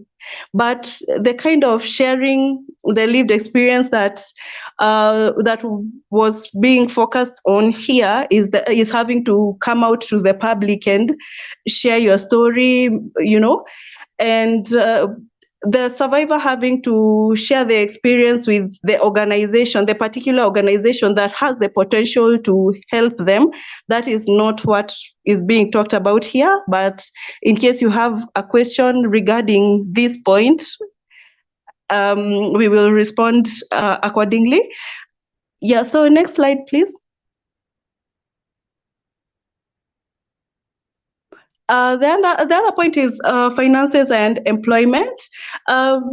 This question was about barriers to engagement, because in as much as organizations want to engage survivors, there are barriers to engagement, and one of them is the financial aspect. So many of the interviewees who are actually survivors noted that, or pointed out that financial worries are a crucial issue to how they engage in the organization's activities, in the awareness creation and all that, because the organization might be requiring survivor's intervention, but you find that the survivor is not able to get to the particular location because they don't have the transport, or maybe they cannot participate in a forum like this one because they don't have internet or things like that. So some of them would have wanted to be active, but the financial bit was a great barrier. Several interviewees said that they hoped for regular employment or financial compensation when they started cooperating with the organization. Yes, like on the same point of prior activism, there are those that were already engaged elsewhere. So when they got to the organization, they hoped that they would be engaged on a permanent capacity. And so this person says organizations need to increase capacity building and inclusive employment, not only give opportunities for survivors to apply, but employ them and then build their capacities. That was on capacity building, where organizations need to, or rather this person was suggesting that organizations need to recognize the lived experiences, expertise, and in other places or in other interviews, still within this scope, the interviewer said they would prefer if the employment regulations are a bit loosened, or they are more accommodative of survivors' lived experiences. This other one says, when I was called for an engagement, I couldn't make it because I did not have transport to come. Yeah, same thing with that's just the emphasis for the barrier on engagement. Next slide, please.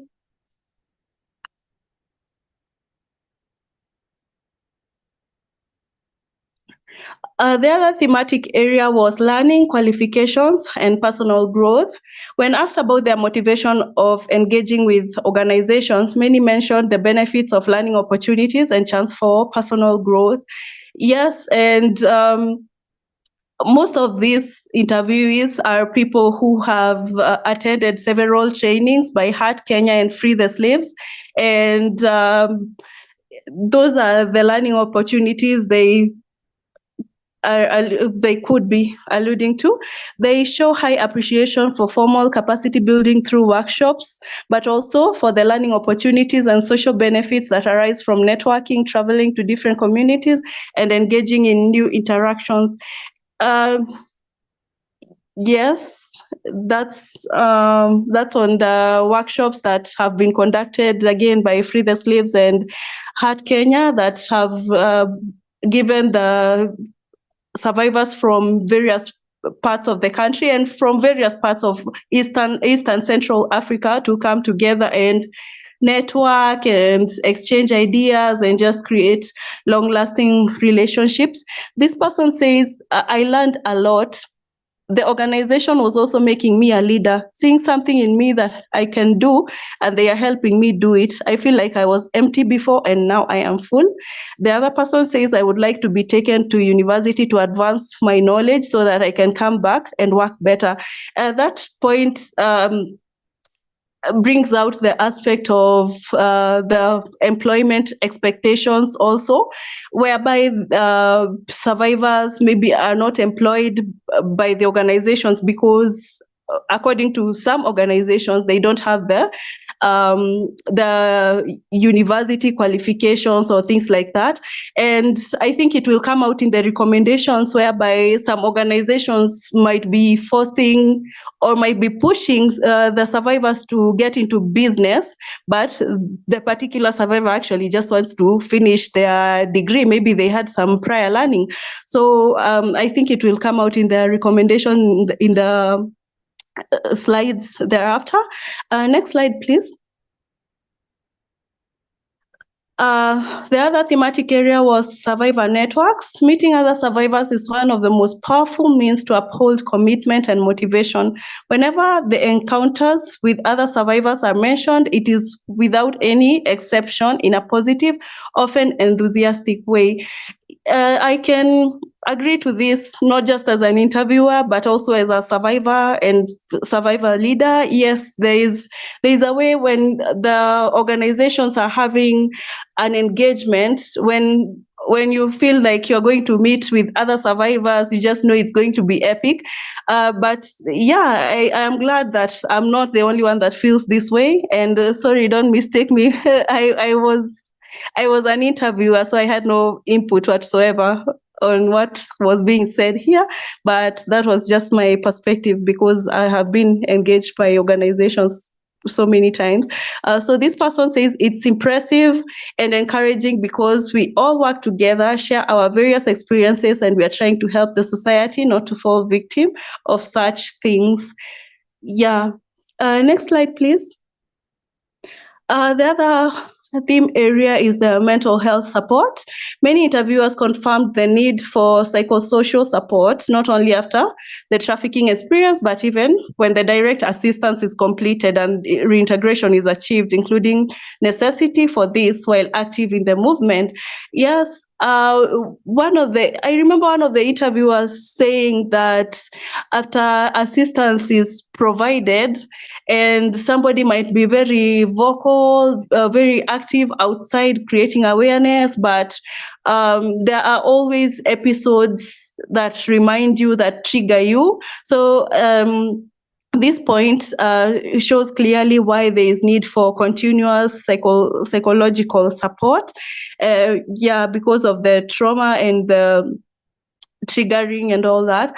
However, according to their experience, the need for free and accessible psychological support exceeds the availability. So some of them were saying that the available psychosocial support in the organization is not only for the survivors, but it is also available for staff and everybody who is involved or affiliated with the organization, the particular organization at whatever capacity, and that's really commendable.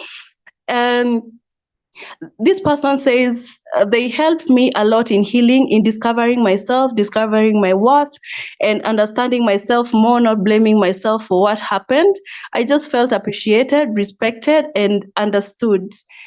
Next slide, please.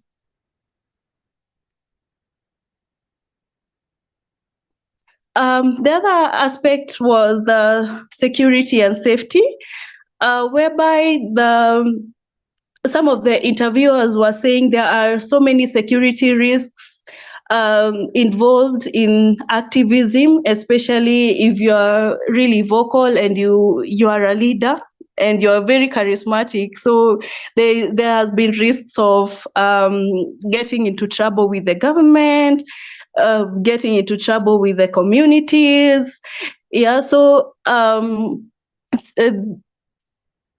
yes, these people were saying that there needs to be support in terms of security, such that when activists are doing their things out there, like things related to activism and creating awareness, they are not threatened in any way, they are not harmed in any way. So this person says, prioritize and train security personnel and prioritize the survivors or survivor advocates' security and well-being, for instance, through safe transportation to and from, such that when there's the activities out there, they know that for sure they can go and they can go to the venue of their activism or awareness and still go back to their respective homes or any other destination safely without anybody posing any harm or threat. Next slide, please. The other one is teaming up with an organization. Most interviewees have teamed up with the organization they already knew from service provision. And I think this will come up in the recommendations, whereby survivors and survivor leaders were not so they were not so open to joining other organizations or to teaming up with other organizations because they felt a sense of loyalty to the organization that either rescued them or received them or provided the reintegration support. And at the same time, others felt like there was a lot of gatekeeping in terms of which organizations one can join, which ones they cannot join because of affiliation with this organization. I think it will come up in the recommendations. All interviewees attest their organization to be a safe and respectful environment, describing the organization in a way that indicates that basic principles of trauma-informed environment are observed. Most of them engage with only one organization but would like to cooperate with more. Yeah, those that would like to cooperate with more are the ones that felt like there is gatekeeping and several other barriers to teaming up with organizations. Next slide, please.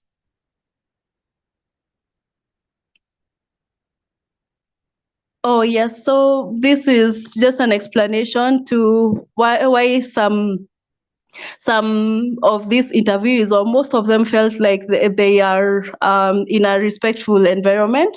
It's because there was respect, there was active listening, there was equality in communication, invitation of ideas, participation in discussions and decision making, show of care for individual needs, and affirmative action. For example, in regard to one's family or housing situation. And yeah, I can attest to that because I am personally a beneficiary of Heart Kenya that helped me with the reintegration support in terms of housing and food for like at least 2 to 3 months. And the invitation of ideas is pretty much the same thing that my colleague Ida was talking about, like engaging survivors and showing us that our voice matters. And I'm glad that these people we interviewed, I think they were 18. These are coming from 18 different people from different organizations who are agreeing to this. Next slide, please.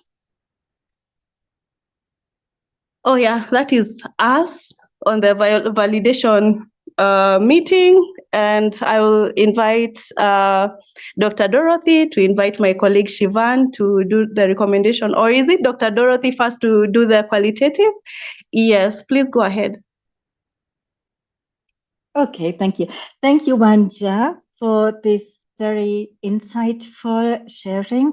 Let me be brief on the findings from organizations. And I think, Aline, we can skip directly to the slide where Shivana will take up for the organization. So that will be called organizational culture. So from the organization side, let me just share with you. Most organizations that took part in the research and answered the survey are offering direct service provision to survivors. All of them agreed that survivor inclusion is important. However, most of them included and engaged with survivor advocates on a level that is very much based on individual activities, like as volunteers, as community mobilizers. Not so many engage with survivors on the level of salary and paid positions in the organization or in decision-making positions. All the organizations said they want to move in the direction of more and deeper survivor inclusion and engagement, which is great. The greatest barrier that was named was lack of resources. So definitely how to increase resources also. And we have seen the greatest barrier on the side of active survivors is also finances. So this is definitely something that will need looking into if we want to move forward in survivor inclusion. And last but not least, they found that it would be good to have a standardized process for survivor inclusion, that it should be a participatory process, and that it should include monitoring and evaluation mechanisms from the start of setting up. I think that's in a nutshell the answers we got from organizations. And with this, I would like to hand over to Shivana to take us through, like, how do we actually get there? I think it's still further down. Yes, the recommendation. Thank you. Thank you so much, Dr. Dorothy and Wanja. My name is Shivana for security assurance. Let me just show my face that we all feel safe and know who Shivana is. But we know we are in Africa, so I'll try to work with the internet and switch off my video and just keep with audio on. Just keep.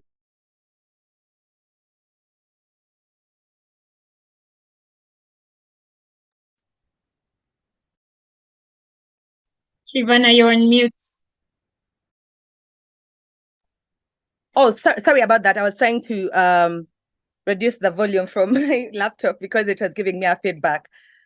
So yeah, I'm going to share the recommendations quick as I can, so that we don't miss out on time. But these are some of, or almost all the, or let me say just all the recommendations that we managed to get from all the survivor leaders and survivors who managed to participate or be part of the research. And I'm going to give a very quick disclaimer. If you hear me breaking English, because understand, oh, English is a language we learn every day. So yeah, if you hear me cracking it, yeah, bear with me. Just know my ancestors at work. But yeah, yeah. So let's kick right into it.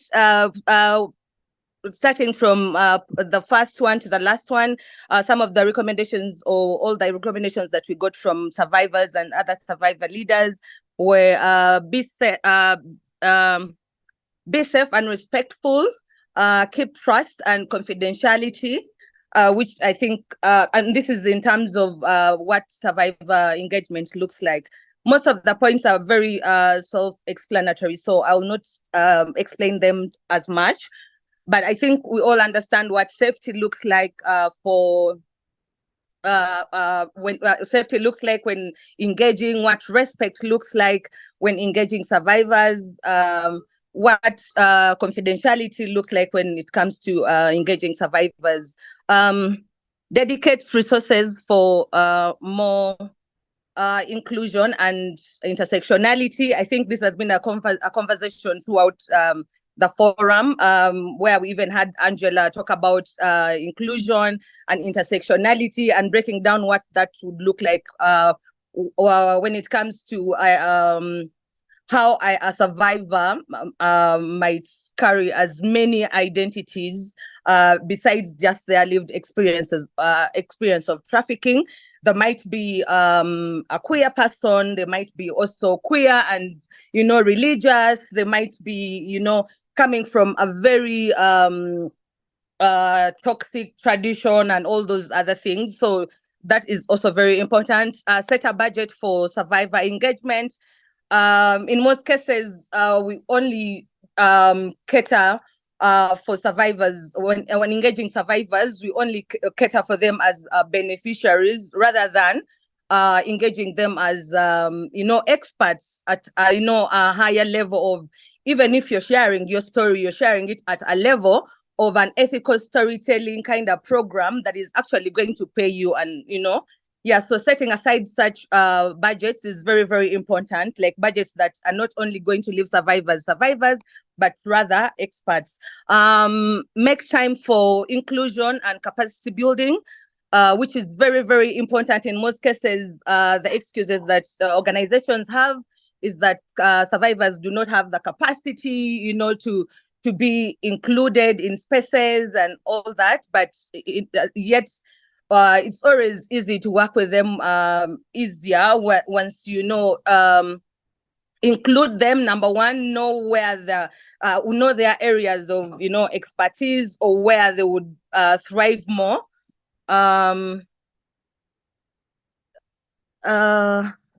Just give me a minute. Dr. Dorothy, could you just do me a favor and take it on from that point? I'm getting back on as quick as possible.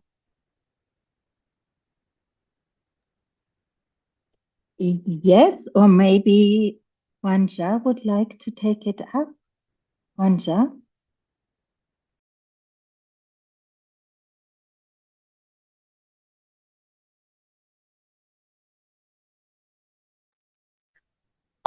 Yes, which point in particular?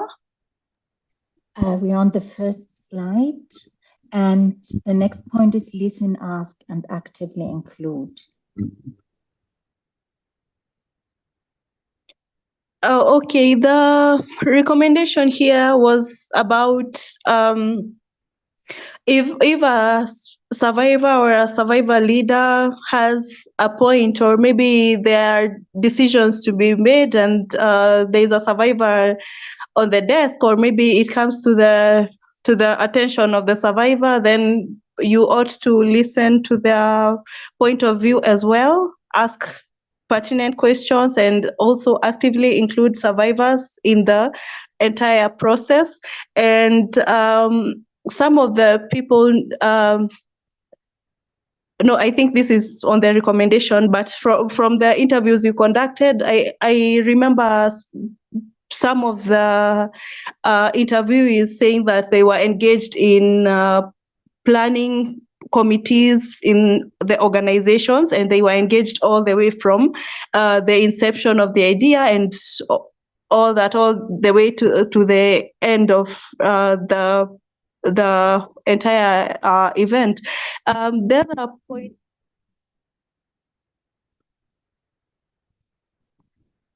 The other point is consider setting occasions for listening, feedback, change.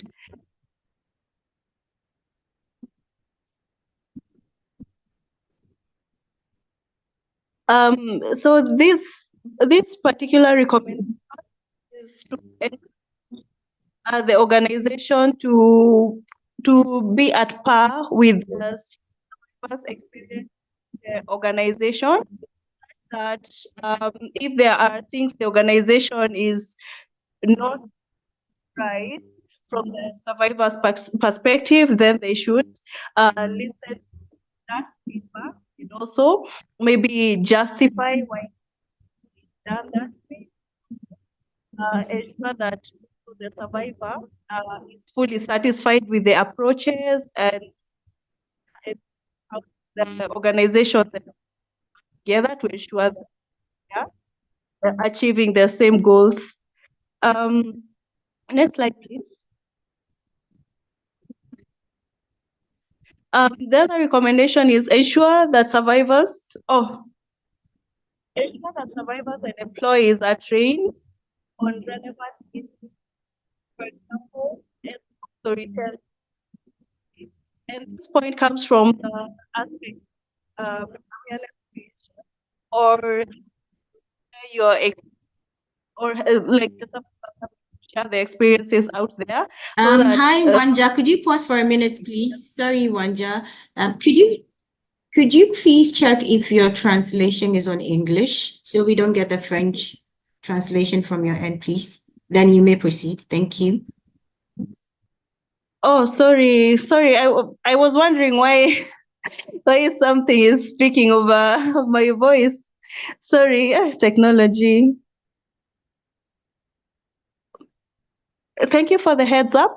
So I was saying this part of ensuring that survivors and employees are trained on relevant issues such as ethical storytelling and security comes from the aspect of awareness creation, activism, and all that, just to ensure that how they do the activism does not provoke some situations or does not endanger their lives while they do what they need to do to create the awareness or to sensitize the general public. I see my colleague Shivan is back. Shivan, you can continue from acknowledge and give room to the distinctive value of lived experience. Thank you so much, Wanja, for taking up some of those points. I had a very quick emergency to work on, but everything is fine. Just continuing from where you stopped, but do not expect or limit survivors to sharing their personal experiences, like acknowledging and giving room to, I think even this point is quite also very self-explanatory as well.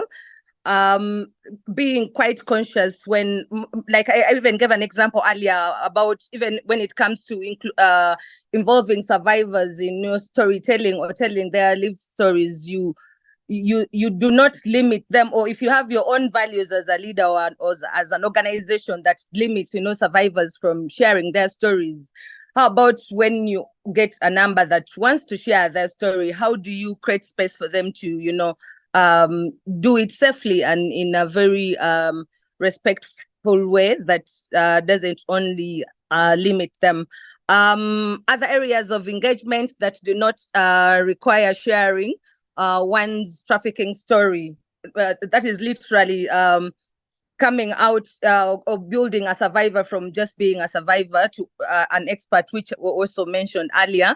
But this is now completely out of their lived, experiences, which is also an expertise of, its own level. But how do you engage survivors more if it's in leadership, if it's in advocacy or whatever area they are good at? How do you, elevate those areas? Create multiple access for survivors to join the movement. Also for those without prior engagement in social justice work. A lot of people do not, or let me say, a lot of survivors do not come from points of, even knowing their human rights. If you get to know this is the kind of survivor you're dealing with, and they are actually showing interest in doing the work, but they are completely green, how do you create space for this person to get to know all the fundamental things or issues, or get more information around all the areas of what human rights looks like. Why does a survivor deserve their rights, and how does a survivor come to a point of even claiming rights and such rights and all that, getting to understand all the fundamental human rights um points are also quite important. So that's I hope we're all noting and getting these recommendations, because they came from the field and the ground. Shivana, Yes? just sorry, 1 minute, please. We're over time. Just 1 minute. Sorry. Oh yeah. So yeah, sure.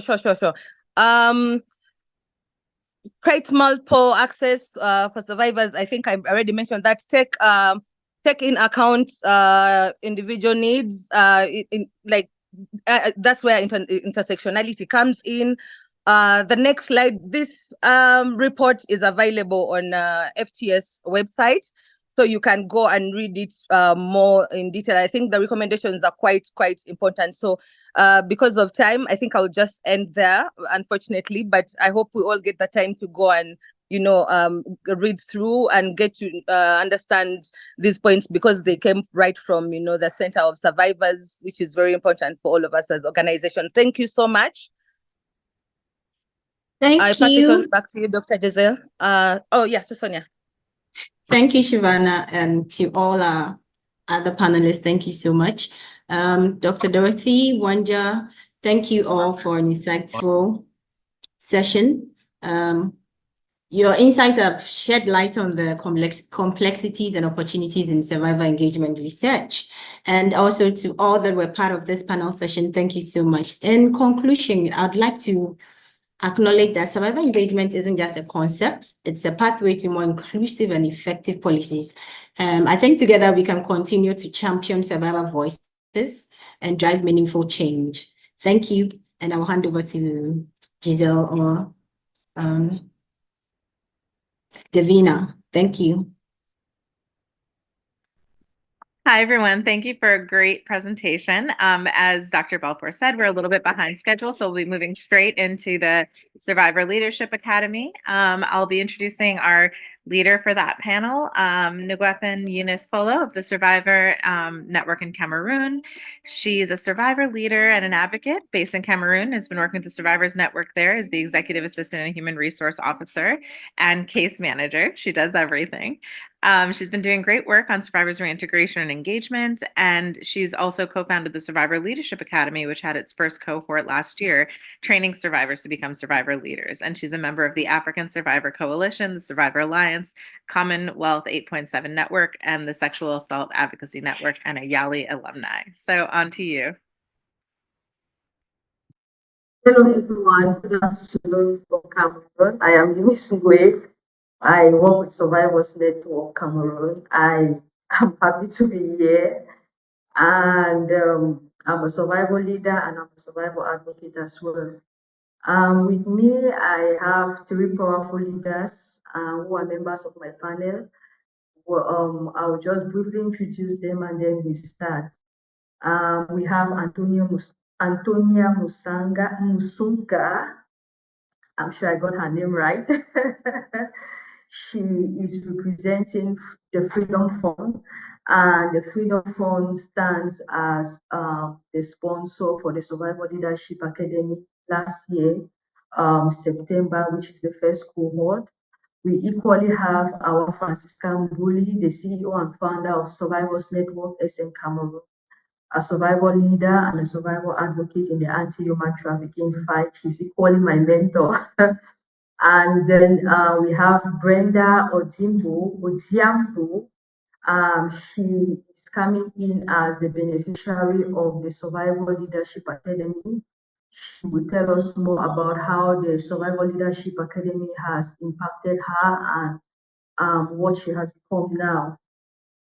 Before I start with my question, I would just want to give a brief of what the Survival Leadership Academy is all about. The Survival Leadership Academy, in brief, is a program that had its cohort last year, September, its first cohort. And the main objective of the Survival Leadership Academy is to build the capacity of survivors across Africa to become survival leaders and survival advocates in the fight against human trafficking. So without any waste of time, I don't know if I can get to Antonia. I really want her to tell us about the Freedom Fund and the relationship that she has built with partnership and the challenges that she faced in engaging the survivors-led organization and how they can be addressed.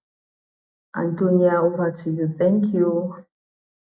Okay, while we are waiting for her, we can come back to her. I'll move straight away to our Franciscan Bully, who comes in as the beneficiary organization. Survivors Network was fortunate to be a beneficiary to a grant from the Freedom Fund, which was the starting point of Survival Leadership Academy. So, Ma'am Awa, can you please tell us about your organization, Survivors Network, and what you learned from your partnership with the Freedom Fund, especially when it comes to Survival Leadership Academy? Good afternoon, everyone from Cameroon. I'm so happy to be here, and my apologies for being off the camera because of network hustle. Yeah, Survivors Network. I think a lot of us have heard about Survivors Network, though globally known, but Survivors Network is a community-based organization. We are female-led, and we started off with those who were first-hand rescued from human trafficking from the Middle Eastern countries, that's the Gulf Cooperation Council countries. And we are late apolitical because that needs to highly be highlighted since we live in Cameroon, but it's a country that is so much touched with political crisis in most of its regions. So Survivors Network has its priority. When we started, we're prioritizing creating awareness and sensation campaign because we thought it wise, and looking at the situation, many of Cameroonians were living in the hustle of human trafficking, but we had no idea that we were in that situation. Myself, I was even trafficked. My traffic to the Middle East was not my first time being trafficked. I had a history of trafficking from even Norway, which I went there for studies, but that is somehow like put behind. But notwithstanding, even my situation that led to the breakthrough of me being a survival advocate or a human trafficking advocate, I never knew that was it until I found myself into it. So Survivors Network, after all this personal experience, with those who were first-hand returned from the scourge of human trafficking from Cameroon, Ghana, Nigeria, and Senegal, we decided to raise our voices using our audio. And that's how Survivors Network evolved. At some point in time, during the growth of Survivors Network, we realized that we need to look at what pushed us into this situation. So Survivors Network was really like basically focused on though creating awareness and sensation, but we also diverted most of our resources and activities into empowering ourselves and others who were vulnerable to be part of, who were vulnerable to fall victims into human trafficking. So we decided to fall a lot on economic empowerment, which we did it because we knew those are the root causes of why we fall victim to this human wrong. Notwithstanding, I can say 2 years backward and presently, Survivors Network has been so engaged in raising survivors to become advocates of this fight because we believe in diversity. We believe in hearing the diverse stories from others and also intersectionality to bring others from diverse background, races, sexual orientation into this fight. So we have been so much into raising young leaders to sit on the platform where um, human trafficking laws are being made and participate actively in this fight so that this ground is common to all and so that we have survivors in most communities that our work can reach out to, not only within Cameroon. And because we believe that when you have a survivor from a community speak out about the ordeal of human trafficking, it will be better heard not because they are from that community. Yes, I'm sorry, yes, because they are from there, and also because the language also it's common to it to their people. So we want every community to have active survivors to lead in this fight. So that's why 2 years counting, we have been so much engaged in raising or grooming survivors to participate in this fight. I will leave Survivors Network and go to what is so important, which is our involvement in the Survival Leadership Academy. So quickly, when we fall on this grant opportunity, I discussed it with Eunice and we reached out so fast to Jackie and Dr. Giselle. And I was so happy when Dr. Giselle said yes, without even hesitating, that she is going to guide us on this journey from the writing of the project to everything. And fortunately for us, we had the grants and it was not an easy journey, but finally, we had 11 survivors from across 5 African countries of Kenya, Cameroon, the Democratic Republic of Congo, Tanzania, and Uganda in one hall in Kenya. That was a whole lot of brains brought together. We were so happy, first of all, because this was the birth and promotion of sisterhood and meeting those that we've been talking with virtually for over a long time, finally sitting in the same space, eating together, and maybe sharing ideas by the side of the swimming pool during the evening. We were so much so open to each other, which I love the idea so much. That was the first time of me seeing diverse leaders being together as one. There was no differences, there was no discrimination, there was no stigmatization. If this person is better qualified or a better leadership than the other. If Jackie is getting me rightly, she knows I personally, as Francisca, I always love a space where people freely, that there's not that like she's a greater survival leader than the other person is. We were so much on this platform that was really acceptable by each other.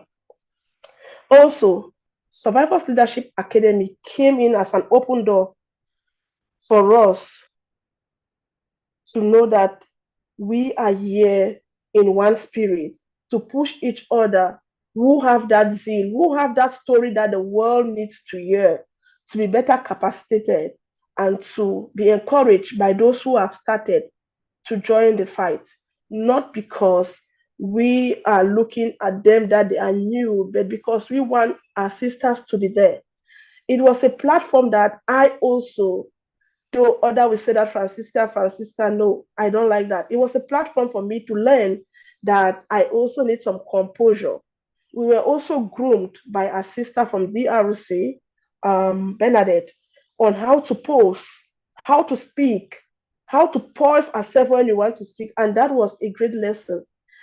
I was also fortunate to explain to others how I have been doing my little works and pushing forward, even in times of funds or no funding, because it's a journey that cannot be accomplished just by you hearing from Francisca and you think that the next day you need to stand out there and be at the lead. You need to start from somewhere, little steps, and then you have to make it up there.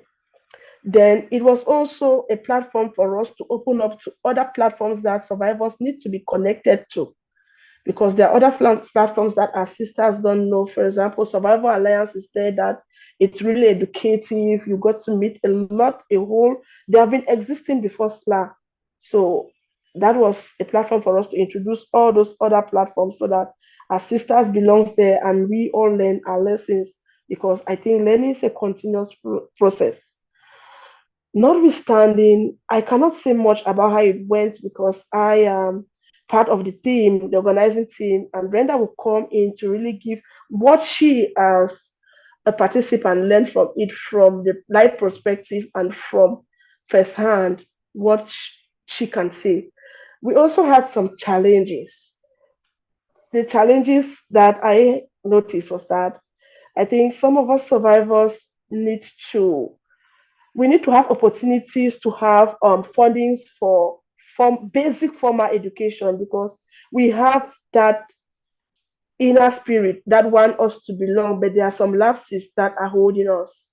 And that also goes along with language. If we look commonly, there was lack of an interpreter, though our sisters from Kenya stood up to the game to serve as interpreters. But it really slowed us because we didn't do this as a presentation form of it was like a discussion, a group discussion, which was really going on well. But those lapses really put us a little bit aback that next time we are having such gathering, we need to provide for that. And we also encourage our sisters to take up on the language that is best common to all of us to flow freely. Okay, nextly, I realized that there was the closeness of those who are coming from the same country and those who are speaking the same language. Though I am a victim of that, but I also see that as a challenge, because when we arrive, it's good that sometimes we accept each other from where they are coming from, and let's try to mix and share experiences, limit being close to those you've known, those who speak the same language, so that we all better found a way to mingle. Also, we discovered that some bosses, I'll call them bosses because of what they are doing. They need to be called leaders, but they become bossy when they are trying to hold back some survivors working within them to thrive. They don't give them those spaces they deserve. Even if when they fight to find themselves in those spaces, they are still feeling as if they are under the control of their bosses. So quickly, I will conclude by saying that those are some of what I can speak briefly, and the others will be coming from my peer and panelists. Thank you so much. So Antonia, I saw you on just a second ago. If you're there, please feel free to jump right on in. Thank you so much for coming. Welcome. Thank you, everybody. It's wonderful to see all of you well and to join you in yet another Free the Slaves African Forum. My name is Antonia. I am a human rights feminist activist based in Nairobi, Kenya. And I work at the Freedom Fund, managing the movement building portfolio as a programs manager. I'm based in Nairobi, Kenya, and it's wonderful to see very many Kenyans, survivor leaders that I have seen grow in the space, but also partners, development partners as well, as global leaders present here today. I think Eunice and Awa had given me a very simple assignment to use 10 minutes to share what, as a Freedom Fund, what our strategy on movement building is, what it looks like, and how, at what point it intersects with the Survivor Leadership Academy, but as well as building survivor leadership in the sector in multi-sectoral ways. So like I said, I manage the movement building portfolio, and the long and short of it is there are two components in that portfolio, one of them being an unrestricted grant called the Survivor Leadership Fund, which is for establishing organizations, and they get a 20,000 sort of a seed grant that is one-off, and they can use it for whatever priorities is set. And what that sort of does, it gives them a break from rigorous fundraising, but gives them a chance to think about what their priorities are. And like we know, as we start organizations, a lot of times co-founders are confronted with two very competing priorities, either setting up the foundation of the organization and setting up the culture within which the work would be happening, and fundraising very rigorously. And that can often, be very tasking. And the other thing I forgot to mention, I'm also co-founder of Azadi Kenya, which is a survivor collective based in Kenya. And so I'll be sharing experiences both of those things. So that's what the Survivor Leadership Fund does. It is usually rolled out in phases in different countries. So it's not, while it has a global presence, it is usually we roll it out in specific countries that are aligned strategically with the Freedom Fund. And often those decisions are made as the year progresses. And so there's no telling, I cannot possibly tell you now when the next call in your country will be. Those are still internal discussions after we've just finished our Latin America round now. But follow us on social media to keep tabs on that. The other fund that I manage is a convening fund, under which now we've partnered with the Survival Leadership Academy last year. And this fund is, and also Free the Slaves in multiple other forums. And the fund is for to support individual survivors to attend convenings that are regional and international, like ours said. And many speakers alluded to the fact that often survivor leadership is getting to experience and be part of this process, policy, discussions, conversations to build confidence and build awareness and understanding of what really happens in the sector. And so the convening fund provides that opportunity for individual survivors. And we also support organizations that are willing and who have the objective to organize convenings or conferences that support movement building, but include survivors in more intentional and ways that are affirming and indignifying of survivor leadership and supportive of that concept. So for us, while that happens while there are conferences that happen in the global north, we focus on the global south. We are also keen to support conferences or workshops or convenings that center the voices of survivors, not just as telling their experiences, but as expertise. And we're usually very keen to also understand what safeguarding mechanisms there are at, especially recognizing the power dynamics that often exist in these spaces. For us, what we've seen is under the portfolio, a lot of the organizations we support across the two funds, 46% of them are either survivor-led or were established in the last 0 to 10 years. So quite young organizations. Some are small collectives and still in the process of registering, setting up policies and frameworks, and often experiencing a lot of barriers in terms of how to articulate what their strategy is. Some of them don't even have strategies. They have, a group of activities that sort of speak to a strategy that is not well defined. We also see a lot of strong focus on centering the experience of victims and survivors of trafficking, which is usually very inspiring to see, even despite the fact that strategies are still very at developed stages. And we also have observed since we started doing the movement building work that a lot of organizations that we work with employ a multiplicity of strategies, either engaging at more grounded in the grassroots. They are quite plugged in the grassroots, connected to the survivors and responding to their daily needs and specific needs of the survivors, but also engaging at high level spaces whenever called upon. So just to say that then that really means that when we look at what the journey of survivor leadership has been in the sector, it seems that survivors are slowly, gradually and surely moving into more, to be included, to participate and lead in more intersectional strategies in how they show up in leadership in multiple fronts in the sector.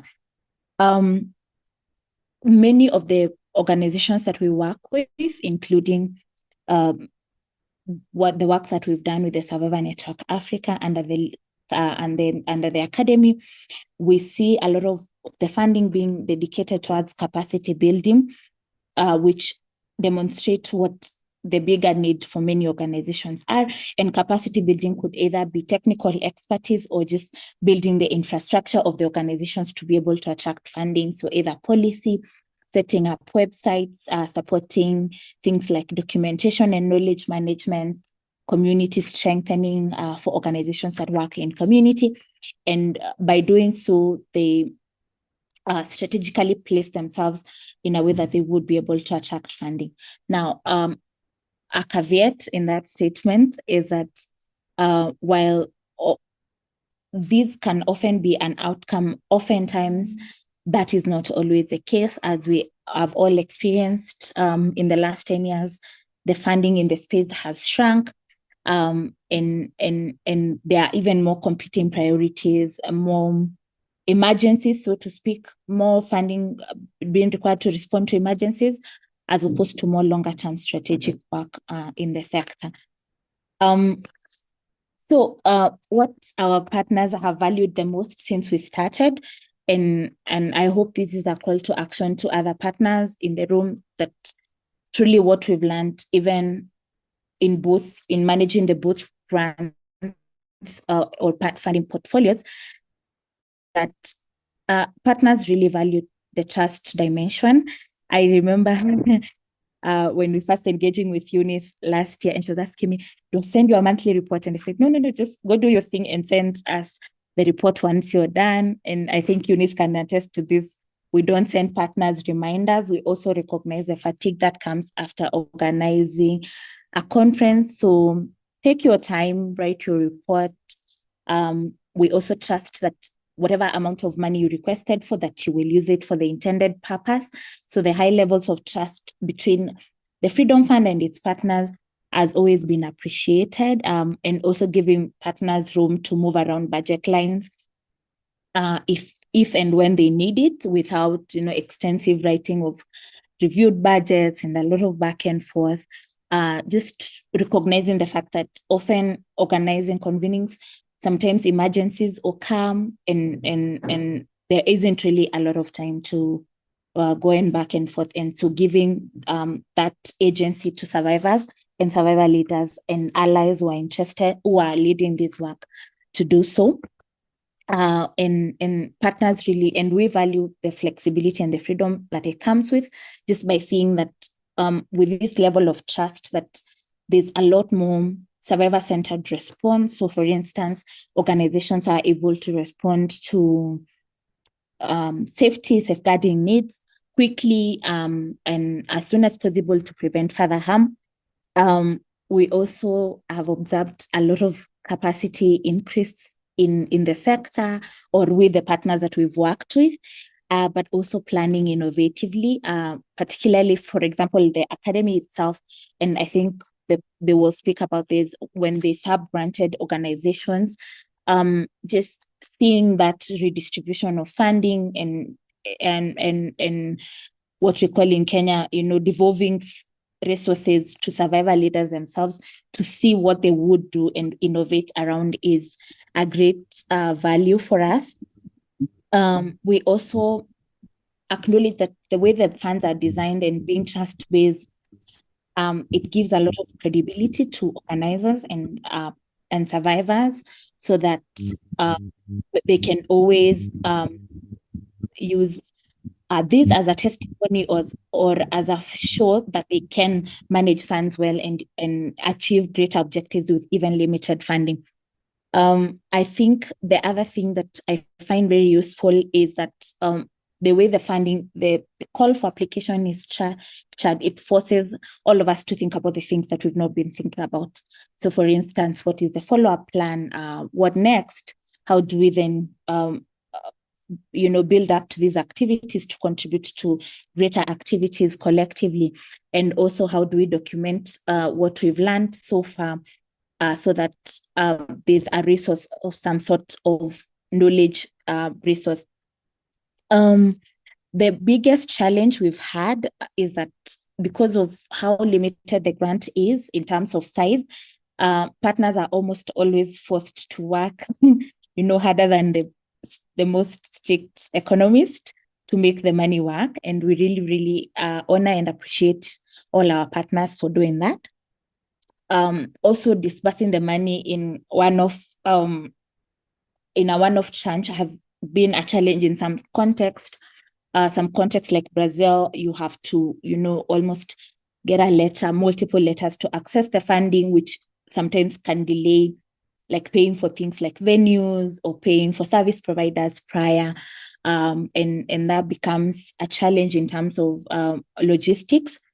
And then the differences in context, the value of what now the convening fund amount is, it's at 25,000, while the survivor leadership fund is at 20,000, keeps on differentiated in becoming, it keeps on being very different because of context and inflation challenges and high cost of living. So what was set earlier cannot pay for the things that maybe 2 years down the line could afford. And then we also spoke about limited resources. I spoke about that. And also diverse educational background and cultural context, power dynamics between men and women, patriarchy. We've had incidences where as soon as the money landed, the men, pushed the women out of the organization and took leadership and only called in the women to do the reporting. Fortunately, those things happen, and since a one-off grant or a money that is released in a one-off tranche, there's really nothing we can do once those conflicts have begun or power dynamics or power struggles have begun.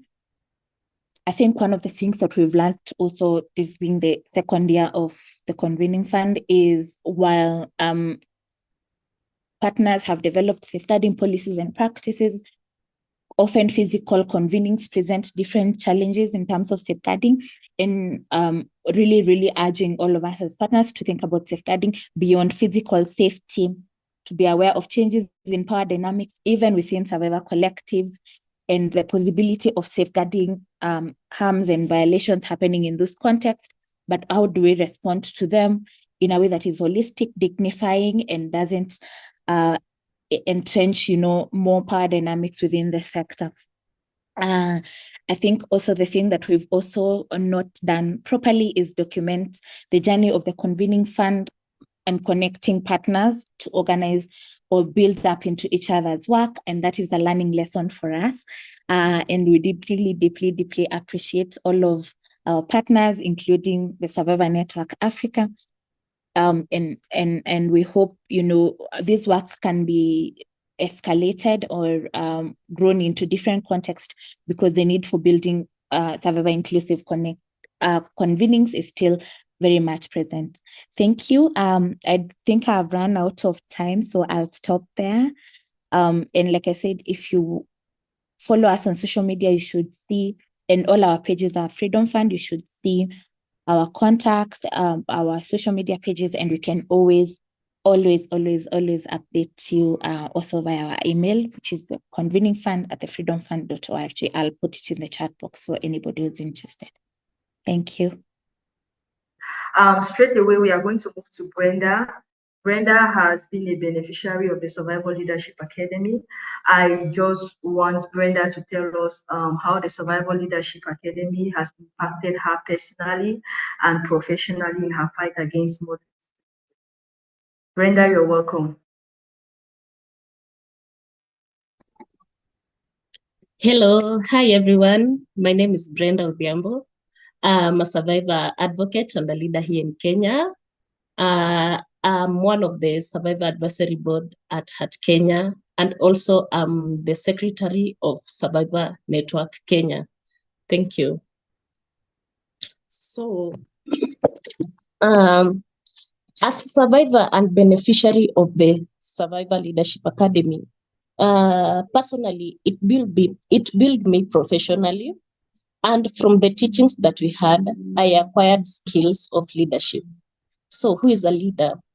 A great leader inspires confidence in other people and moves them to action with the qualities of ability to make decisions, trustworthiness, empowerment to others, clear communication, and resilience. Through the academy, we also had educational units like effective communication skills, conflict resolution skills, professional speaking skills, and self-care. We'll go to effective communication skill. What is effective communication skill? This is an essential for building strong relationship, fostering teamwork, and achieving project. So one should use a clear language to organize self and thoughts logically. Second, what is this conflict resolution skill? This is a process of ending a dispute between two parties and reaching to agreement where it will satisfy the two parties. There's a process of conflict resolution.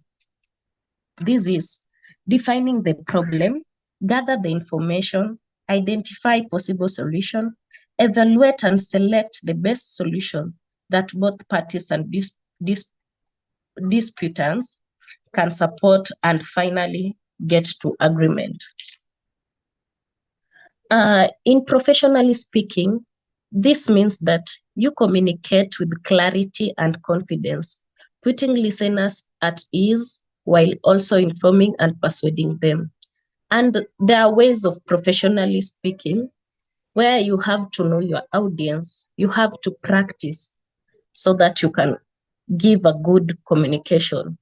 You have to use feedback as your advantage from your audience. You have to make an eye contact and also calm your nerves. Also learn to be clear and have a confident tone. Maintain a good posture and avoid filter words. Another unit that was so professional, and you also need to put it in practice, which we learned from the academy, was self-care management. Through the self-care management, first, we should know what is self-care. Self-care is taking time to do things that will help you to live well and improve both your physical health and mental health. This can help you manage stress, lower your risk of illness, and increase your energy. Even small acts of self-care in your daily life can give a big impact. Build your resilience, support your resource and inner strength, and also create flexibility to adapt. In the academy, we learned that self-care and personal grooming as a survivor leader help us to improve on how to project our professionalism, trust that we survivors are enough and we can do anything, and that all about confidence and also taking the lead. In the academy, which it was more important, it's that we were given seed money that was offered to us, and we managed to start some small movements and other things that survivors did. For myself, through attending the academy, it built my professionally by it opened my way of thinking and putting it into practice. We made a small movement together with my fellow survivor, and we used time to act as the movement name, where we visited a church here in Nairobi, raised awareness to them, taught them what human trafficking is, and above all, we also had to write a report showing on how we did the whole process. By this act, I acquired skills of mobilization, report writing, communication skills, analyzing, and logistic management. Through all, I also networked with other survivors all over Africa, where we met and have a chat that it enabled me to build my social life. Personally, this academy impacted me a lot. I will still mention it has built my strength of confidentiality and networking. It has really built my social life and made me a good brand. In other hand, through the stipend that we are given afterwards, it really motivated us and built our life. Not only us, but also the community. Let us take this good time to acknowledge Free the Slaves, Survivor Network Cameroon, and other organizations in the support of the Leadership Academy. You might not know how much you have built our lives, but our glows will tell in a while. We are committed to do our best and in future to be a helping hand to Africa and the world. And through the Survivor Network Cameroon, let us make a big change with the collaboration with Survivor Network Kenya that has just started recently. And we hope for future engagement together. Thank you so much. Thank you so much, Brenda. Thank you, Awa. Thank you, Antonia. The survivor, this is just one of the testimonies of the so many testimonies that we have from the academy. And to everyone, we are hoping that this year we will still meet. And the Survival Leadership Academy is not just for specific people, but it is for all survivors across Africa. Feel free to reach out to us if you are a survivor and you are willing to be a part of this wonderful academy.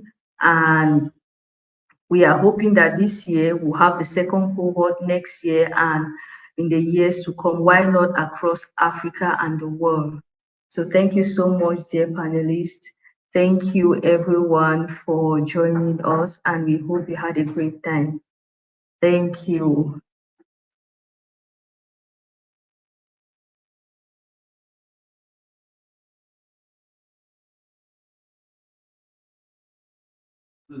Hi, everyone. Okay, so thank you, Eunice, for a great panel. We're now moving on to our last panel for the day, Survivor Engagement in West Africa. And Mamadou Wane is going to be our moderator. Mamadou works on the platform of human rights promotion in Senegal, and he had studied in France. He joined UNICEF and was the principal administrator of Children in Particular Difficult Situations Protection Program. And he's now the national coordinator of the platform of human rights promotion, which is a platform of Senegalese civil society organizations and international NGOs. Human Rights Watch is one of their founding members. He's been focusing on child protection and focusing on forced begging, domestic servitude, and sexual exploitation, and looking to really analyze the effects of COVID-19 on this crisis. So over to you, Mamadou.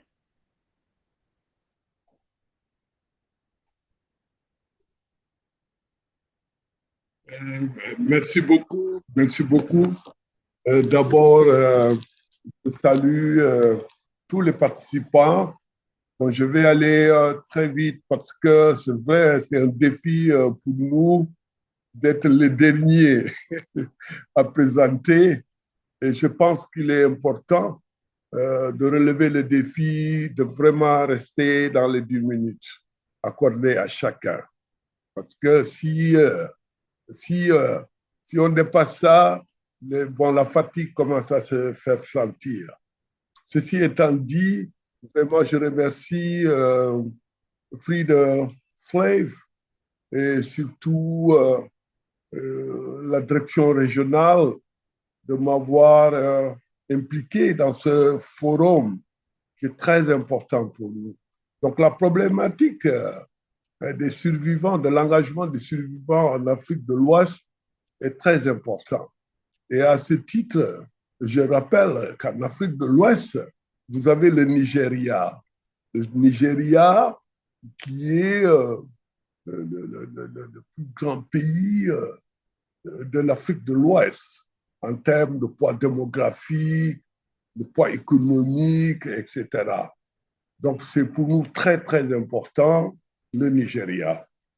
Et à ce titre, nous allons avoir Monsieur Sandé Emmanuel, hein, qui est du Nigeria, et nous aurons également une femme leader. Et vraiment leader, quand je dis leader, ce n'est pas seulement leader, mais qui porte une forte vision, qui est également du Nigeria. Et pour clôturer, nous avons le Sénégal, peut-être qui n'a pas le poids démographique du Nigeria, mais qui est un important pays d'origine, mais surtout de destination par rapport à la problématique de la traite des personnes, notamment des enfants et des femmes. Donc, je ne vais pas être très long. Bon, je dirais tout simplement que M. Sandé Emmanuel, c'est un spécialiste de la protection de l'enfant qui a une très grande expérience de plus de 20 ans de travail en faveur des enfants et des jeunes adultes en situation de vulnérabilité.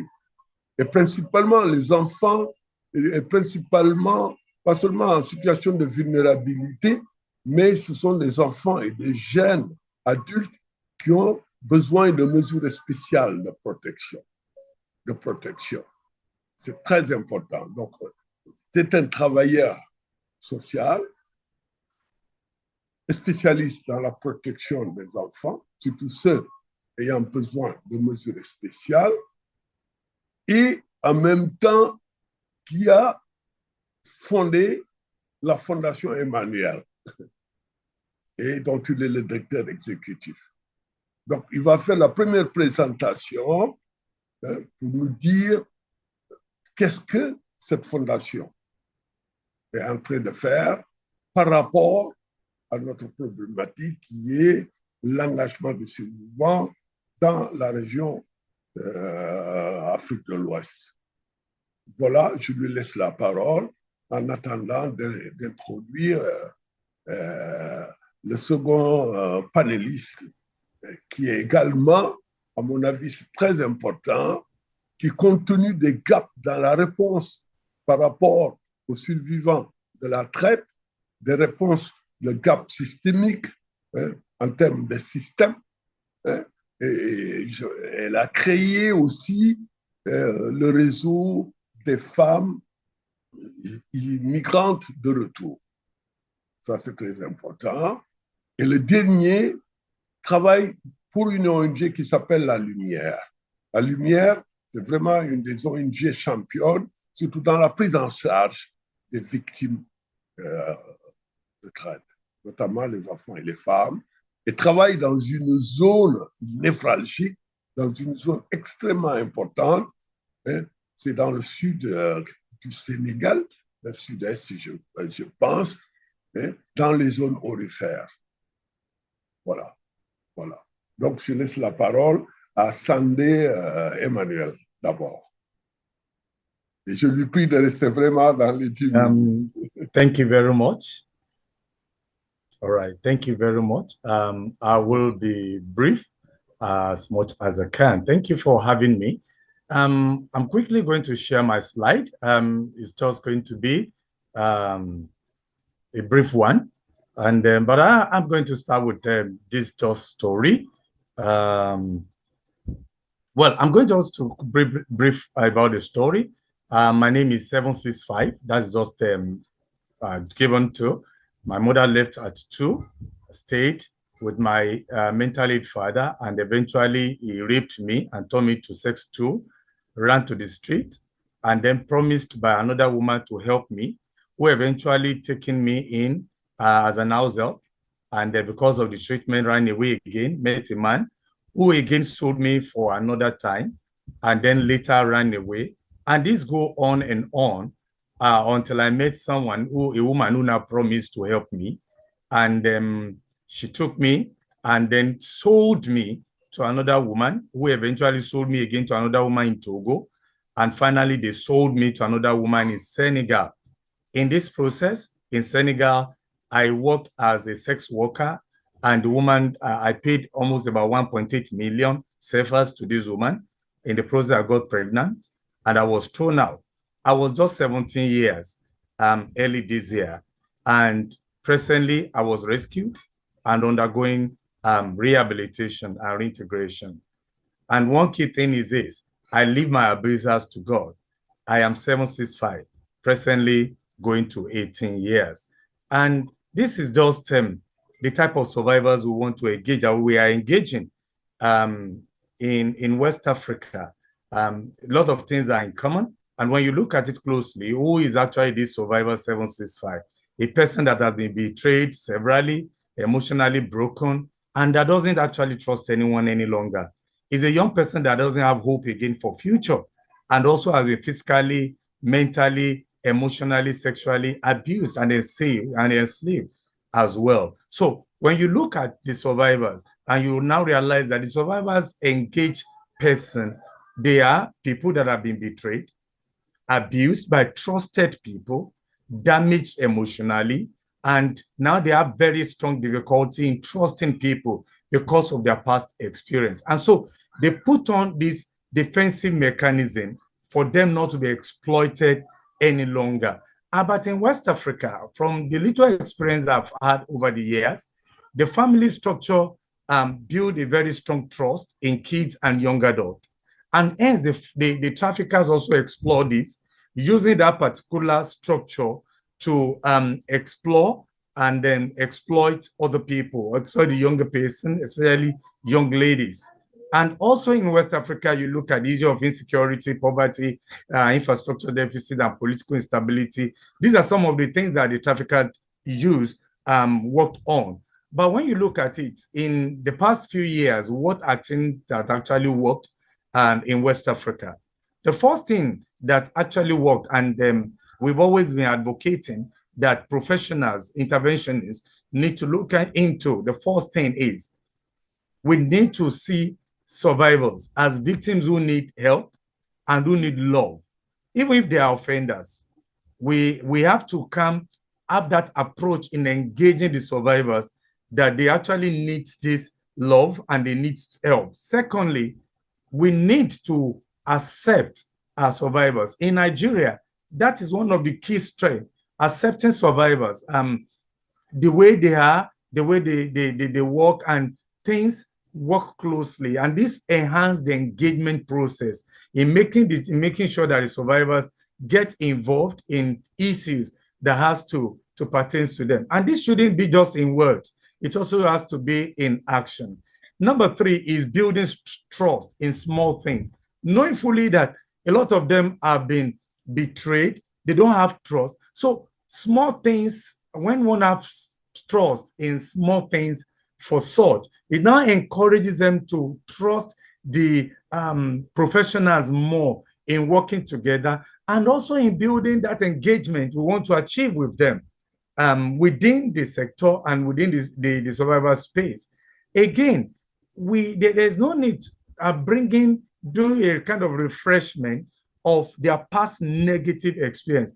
We see this happening often when people are asking questions, trying to conduct investigation, conduct researches, and investigations keep on going over, making the survivors to talk more about the negative things that has happened. So that has to put aside. And then also be friendly in communication. That also works for us in working with survivors within the space in the West African region.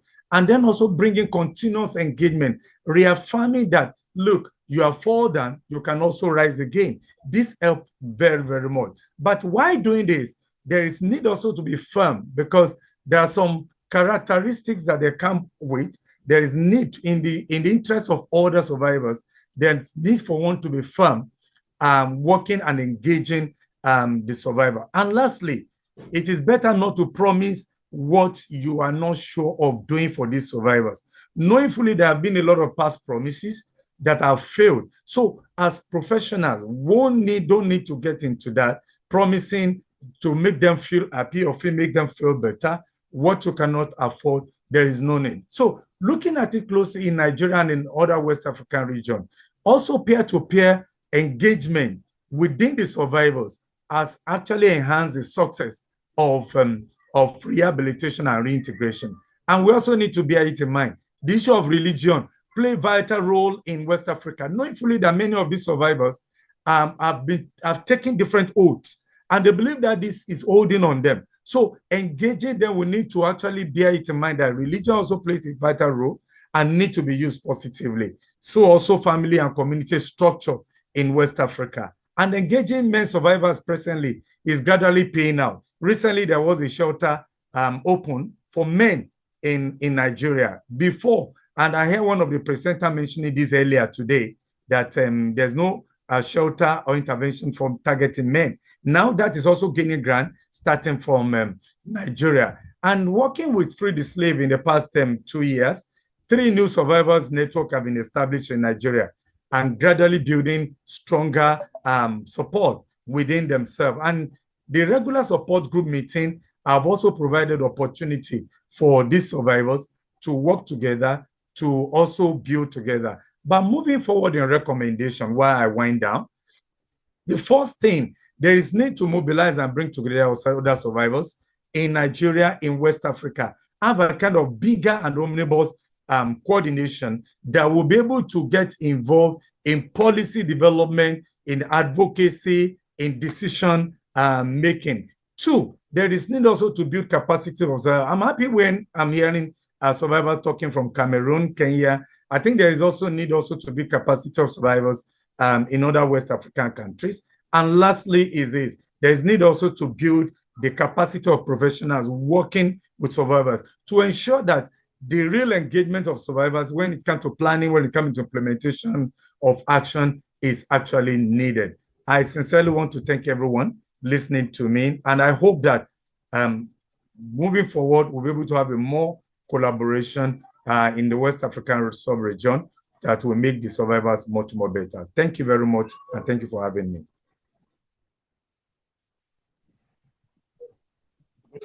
Merci beaucoup, Emmanuel. Vraiment, et puis vous avez battu le record. Et comme on est en retard, certainement je ne pourrais pas faire des commentaires, mais j'ai beaucoup apprécié l'approche par les pairs et aussi tenir compte de certains facteurs socioculturels, dont la religion. Et je pense que c'est très, très, très important aujourd'hui. Hein? Et aussi, bon, même moi, dans ma tête, les survivants, bon, je ne voyais pas, y compris les auteurs. Et cette dimension, à mon avis, même au niveau conceptuel, c'est extrêmement important, y compris le renforcement des capacités des intervenants, des professionnels qui interviennent, bon, etc., etc. Excusez-moi. Hein. Maintenant, on va passer, on va donner, je pense que c'est Madame Chilian Ifi Azou. Voilà. Merci Emmanuel. Je pense que c'est très important, comme leçon apprise, on va partager notre communication. Est-ce qu'elle est là? La deuxième panéliste. Okay. Yes, I am here. Um, Okay. Hello, good afternoon, everyone from Nigeria. My name is Chilean Ifiazo. I'm not going to turn on my camera for too long because I realize that the internet is not so strong. Um, so this is me. Um, I will turn off so that my there will be no disconnection at some point. Thank you so much. I'm sharing my screen. Just give me a moment.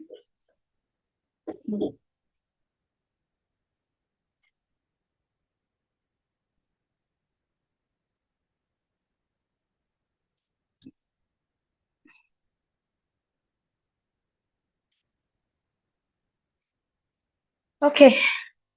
Hi. So I'm talking about the engagement of survivors in Africa from a survivor's perspective, and I'm going to speak from personal experience and from the experience of someone who is leading a community of survivors of over 300 members so far. First, I would like to answer the question, who are survivors, from what we've seen so far in this region. So the definition that people who engage survivors or work with survivors have is what you see or what we see. Beneficiaries, you have the needy and entitled definition or comments. You have the helpless and powerless. You have individuals coping with complex trauma, grief, anxiety. These are limiting Nigeria's program that I attended. I'm not going to mention, so I can conceal the information of the organization that did that. So during a group session, I introduced myself as a survival leader, and someone who I was introducing myself to, my expectation from him was, oh, how are you able to do the work you're doing? Because I expect him to be informed when you say survival leader. But he immediately went to the second one, needy and entitled, and across this region, hold on to so strongly, they don't want to let go of. They don't see survivors as resourceful. Yes. I'm so sorry about earlier. Okay, so I was talking about the different definitions that the organizations that engage with survivors within West Africa have versus what it's supposed to be, right? When you have the mindset that the people who you're trying to engage are needy and entitled, helpless, powerless, have a range of emotions that they need to overcome first, you don't prioritize engaging them, right? So I was sharing the experience I had being in a working group one time, and I introduced myself as a survival leader. The first reaction of someone who has worked in the anti-trafficking sector for over 20 years, the way he reacted to me was the second one, needy and entitled. And he went ahead, even in that working group, to share how he has seen survivors within Nigeria not necessarily resourceful or resilient or doing anything showing that they are empowered, right? And so when he was done, and when we're done with the working group, most of the working group members were like, how long have you, Chilean, been in this sector? Because some of the things you shared here, some of the ideas you brought in, we've not heard about it, or we've not even thought about it being in the anti-trafficking sector. So he had judged me based on the initial definition that he has for survivors, right? And so if they hold on to all of this, there would be no engagement. If we're going to define survivor engagement, we are talking about allowing survivors play active role in their recovery, in advocacy, ensuring that their voices and their needs are prioritized, right? But then what we see is the organizations taking the lead and the survivors basically playing no role. If this continues, there is no engagement. I mean, we want to see engagement. We want to see survivors participate in everything. And so I'm encouraging all the organizations that are working with survivors in the West, in West African region, to employ some of the things that show forth that these survivors are actually empowered. They have the strength. They have the what it takes to lead, right? And in most cases, some of the things we've also seen is storytelling that is not ethical. You're encouraging survivors to tell their stories in places where they are not even protected or even informed on how to tell these stories so that they don't get into any form of trouble or it doesn't demean them, right? This has happened over and over. I have quite a number of survivors who I started some of the survival leadership programs with that quit because they kept pushing them into telling their stories unethically, which wasn't even okay, right? So ideas that because I rescued you or because I'm supporting you, you owe me your story, is not permitting engagement. So my big question is there survivor engagement in this region? I would have said no, but I'm going to say not as it should be. Challenges stopping survivor engagement in West Africa. So if we're going to talk about co-production, it means that we are collaborating from inception of the project till the end, right? So you find out that there is no collaboration in planning or in decision making. So basically, it's the organizations that are making all the decisions and the survivors are just sitting around and watching. And then you are invited to kind of validate what has been said or what has been agreed upon. There is no shared leadership responsibilities anywhere. I mean, I've been here for 6 years and I encourage my people to stay put, but then I know that in most cases they come back to ask, how are you able to endure all of this? No mutual respect and trust between both the organizations and survivors. No value for survivor expertise or lived experience. So what they believe is that the only thing you have is all of what has happened to you. You have no information, you have no ideas, you have no knowledge. They are only employing you to just share basically what has happened to you and not how to go forward or how you can use what has happened to you to impact community. Ongoing communication and feedback not existing, recognizing the power dynamics and addressing imbalances. In all of this, you see a re-echoing of tokenism in this region. This presentation is not to say that the anti-trafficking effort in West Africa is not effective. It is just to say that there is a need for survivor engagement that has to be meaningful, not just something to say we had 20 or 30 numbers. We don't need numbers. We need to see that the survivors are actually being engaged and are actually putting in their knowledge and resources into the anti-trafficking movement, and in whatever they want to do, they are taking the lead. Best practices for survivor engagement. So for us in West Africa, I'm recommending creating safe and brave spaces for survivors, allow survivors to have autonomy to lead, allow them to take the lead. It's their script, it's their story, it's their life. You cannot be the one writing it. I've seen cases where you're basically trying to redirect the life of the survivor or how they share their stories and what they say. I've been in a program where this organization, not to mention their name, basically twisted my story to suit their work. I mean, changed what my experience was to suit what they wanted to portray at that point. And I felt deceived because when I was invited to speak in this program, I was invited to speak based on the fact that I want to educate people who were in the program, only for me to come there to validate what they were trying to preach.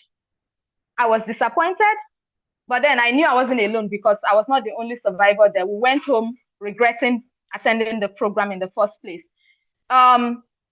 There should be trust and rapport, empower survivors through leadership opportunities, support and amplify survivor-led initiatives and survivor-led work in this region. Don't ask me or don't say you're not doing so much. I've heard that from someone who is supposed to teach me how to do so much. That is basically putting all our work down and telling us that we are not trying enough. Meanwhile, in the survivor community, we are grateful that we have each other at this point and that we are pushing regardless of all the things that we've seen so far.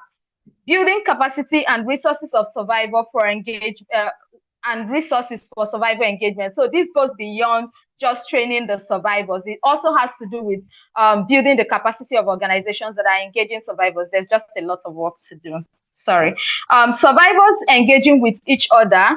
I feel like because of some of the information that has been received so far, being here 6 years now, I've seen survivors not so much involved. I mean, there are a lot of survivor-led initiatives in Nigeria so far. So I'm using Nigeria as a case study. And hardly do we work together because we do not even trust the organizations and we find it hard to trust each other. So I think there is a need to also empower survivors to engage with each other. Addressing power imbalances and stigma. I believe that when all of this is done, I believe that there will be improved services. Can everyone hear me? Yes. Okay, thank you. Improved services, survivor engagement would ensure that services are tailored to meet the survivor's needs and priorities. Enhanced credibility, there will be informed decision-making, amplified voices, voices of the survivors, better outcomes in all the projects that are going on, increased accountability, reduced stigma, empowered communities, both that would foster relationship between the communities of survivors and their communities as well, increased empowerment. I want to say that we should keep in mind that survivors, empowering survivors is not just giving them a voice, but amplifying the voice they already have. Survivor engagement is not a checkbox, but a cornerstone of effective anti-trafficking efforts. Survivors' voices are not just important, but imperative for creating a world free from exploitation. So take away the voices of survivors from all of this. You know, I've been done community outreaches where people reached back out to me to say, I have seen certain documentaries and videos and I doubted. Now seeing someone who's been through this kind of experience, now I know that it's true. So I know that that person who made such comments will not be in the situation where they will be trafficked or experience exploitation, because now they have information firsthand from a survivor. Empowerment begins when survivors are believed, valued, and respected. My call to action would be invest in survivor engagements. I know that this will cost a lot because it's in stages. I mean, because we've not had it, there is just a lot of work to do. So it will cost a lot, but we are pleading for organizations to invest in survivor engagement. Take away the range of emotions that you see in survivors and see who they really are, and you'll be interested in investing in survivor-centered initiatives and programs. Support and amplify survivor-led initiatives and survivor-led work. Partner with us. Take away the trust issues and please see how we can work together. Sometimes the cases we receive, we don't even know organizations to refer them to because of the fact that these organizations don't even trust survivor-led initiatives. So it's hard. You know, sometimes we invest our resources, our money to make sure that survivors like us thrive and come out of trafficking because the organizations are not believing us. And then join the movement, partner with us to prioritize survivor engagement and empowerment. Thank you very much. And I hope that we'll see a lot of change in West Africa. Thank you. Merci beaucoup à tout le monde. Donc, je suis un peu en retard, je m'excuse parce que je suis sur un autre atelier avec le ministère de la Justice sur les industries extractives. Voilà, donc je vais aller droit au but par rapport à la présentation sur l'engagement des survivantes de la traite et de l'exploitation sexuelle en Afrique de l'Ouest. Voilà, donc comme introduction, en tout cas, le contexte est important. La traite et l'exploitation des personnes,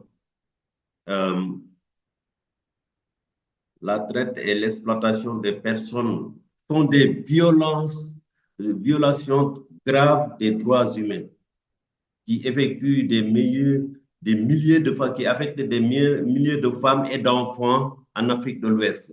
L'engagement des survivantes est crucial pour mettre fin à ces pratiques et pour soutenir la réhabilitation et la réintégration des victimes. Je l'ai fait en 4 étapes. La première étape, c'est la sensibilisation et l'éducation. Et l'objectif de la sensibilisation, c'est d'informer, éduquer le public, les autorités et les communautés sur les relations, les réalités de la traite et l'exploitation sexuelle. Les actions claires, c'est le témoignage public. Les survivantes partagent leurs expériences lors des conférences, ateliers et événements médiatiques pour sensibiliser leurs conséquences, les conséquences de la traite. Les programmes d'éducation, participation à des sessions éducatives dans les écoles et les communautés pour prévenir la traite en expliquant les mécanismes de traite et comment se protéger. L'exemple, c'est la campagne de Voice of Survivors en Côte d'Ivoire, où des survivants partagent leurs histoires à travers des médias locaux. L'étape 2, la réhabilitation et le soutien psychosocial. L'objectif, c'est d'offrir un soutien historique aux survivantes pour les aider à surmonter leur traumatisme et à reconstruire leur vie.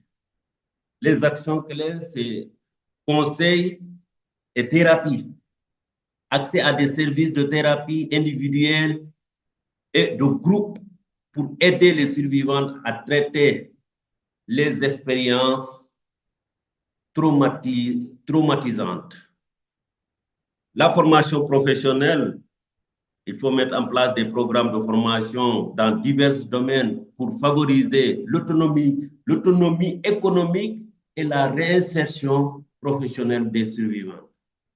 Les activités de groupe, renforcer des liens sociaux et de l'entraide par des activités communautaires et des groupes de soutien. Exemple, le programme de réhabilitation de l'OIM qui offre des services complets de soutien psychologique et de formation. Ça, c'est en Sierra Leone. Donc, il y a l'étape 3, le plaidoyer et l'influence politique. L'objectif, c'est de promouvoir des politiques et des lois efficaces pour combattre la traite des personnes et protéger les victimes. Les actions clés, la collaboration avec les ONG, des gouvernements. Travailler avec des organisations locales et internationales pour influencer les politiques. Participer à des comités consultatifs. Les survivants apportent leur perspective unique au groupe de travail et au comité sur la traite. Des campagnes de plaidoyer, organiser des campagnes pour demander des lois plus strictes à une meilleure mise en œuvre des politiques existantes. Exemple de l'initiative Survivor Speak Out, donc au Ghana, donc, où des survivants collaborent avec des décideurs politiques pour améliorer la législation anti-traite. Et en étape 4, l'initiative communautaire et réseautage. Donc, dans le cadre de notre programme, à la fin, je vais un peu expliquer cela. Renforcer la résilience des communautés et soutenir les nouvelles victimes à travers des réseaux de survivants. Les actions clés, c'est la création des réseaux de survivantes, élaborer des groupes de soutien où les survivantes peuvent partager des ressources et des expériences. Le programme de mentorat des nouvelles victimes par des survivants expérimentés pour les guider dans leur processus de réhabilitation. Projets communautaires, participation à des projets locaux visant à renforcer l'autonomie économique et sociale des femmes. L'exemple, c'est le réseau des survivants leader au Nigeria qui connecte les survivantes et des ressources et des opportunités économiques.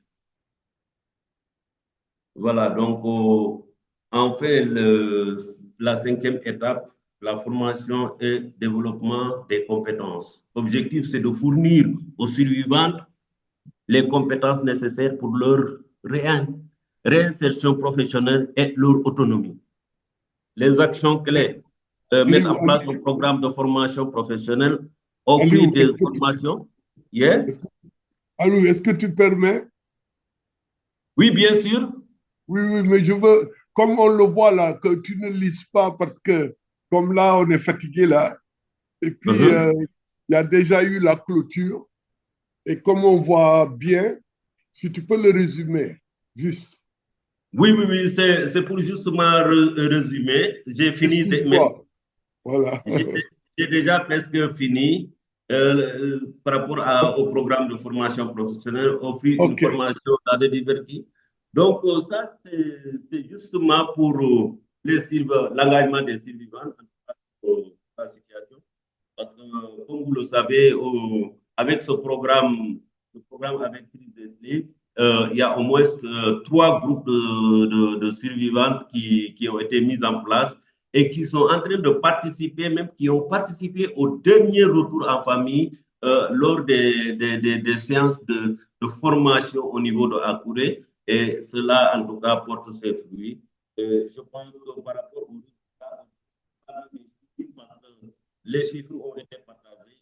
Je pense que lors de la clôture du projet, les chiffres ont été partagés et que c'est des données qui sont protégées. C'est vrai que nous avons la base de données. On ne t'entend plus, hein? On ne t'entend plus, Aliou. Allô, oui? Voilà, voilà, voilà. Voilà, donc je disais que je n'ai pas mis les données, justement parce que les données qui existent dans le cadre de ce projet, avec la collaboration de Freeze and Slave, donc, ont été partagées.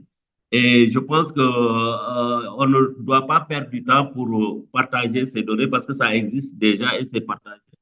Donc, je pense qu'au-delà de ça, c'est ce que je voulais dire, partager avec vous sur ce panel. Et dire que nous allons continuer en tout cas les contacts avec les groupes de survivants qui ont été les groupes de soutien qui ont été mis en place et nous allons vers le réseautage de ces groupes de soutien pour pouvoir en tout cas gérer la question des survivantes. Merci beaucoup.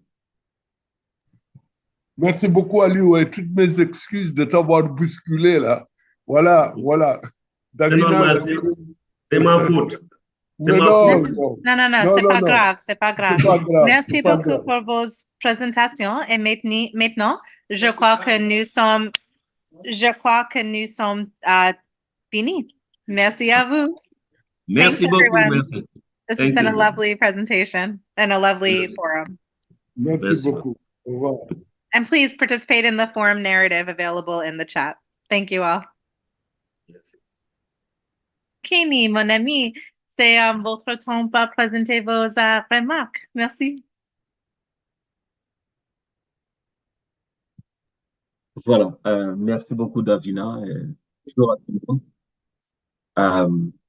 It's very good to see how multilingual this forum is and really representing all the corners of Africa. So, first of all, I want to thank all of you for the wonderful 3-day forum that was really rich of information and knowledge sharing and really the connection. Of course, there is always the way to connect online, and really what we are seeing here is indicative of how those connections can be possible. So my name is Bukene, and I work for Free the Slaves as Executive Director, and I was given a very small task of trying to maybe share some closing remarks, even though it's not closing because there is another speaker who's going to come after this. But just wanted to share a few thoughts. I won't take too much of your time, but maybe two or three things. One is what we have seen all through during the 3 days, starting the day before yesterday and yesterday and today, is really what we can come up to conclude that the fight against modern slavery, forced labor, human trafficking, and child labor is ongoing, and it won't end to today or tomorrow, even though from the SDG we know that the line to eradicate modern slavery, child labor, is next year. And as Miss Grace Banya have said, that it will be almost impossible to draw some conclusion as to answer to the question whether we have effectively end child labor around the world.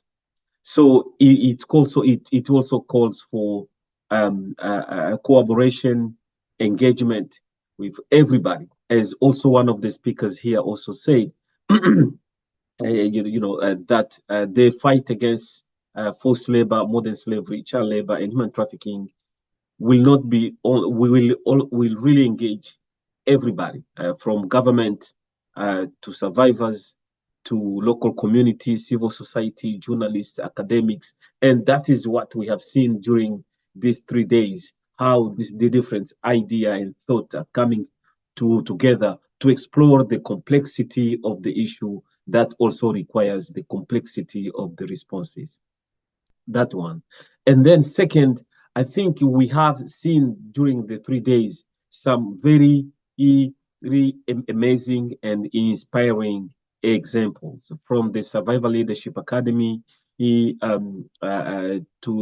the research, to some of the key partnerships between government and civil society, and between government and survivors, and between civil society and everybody else. So it really shows really how some of the great work is being done everywhere, from Eastern Africa to West Africa, throughout other part of the region. So what we are seeing here is how how helpful the partnership model is, and really on these many things that are required to be put in place as we want to fight modern slavery, as united.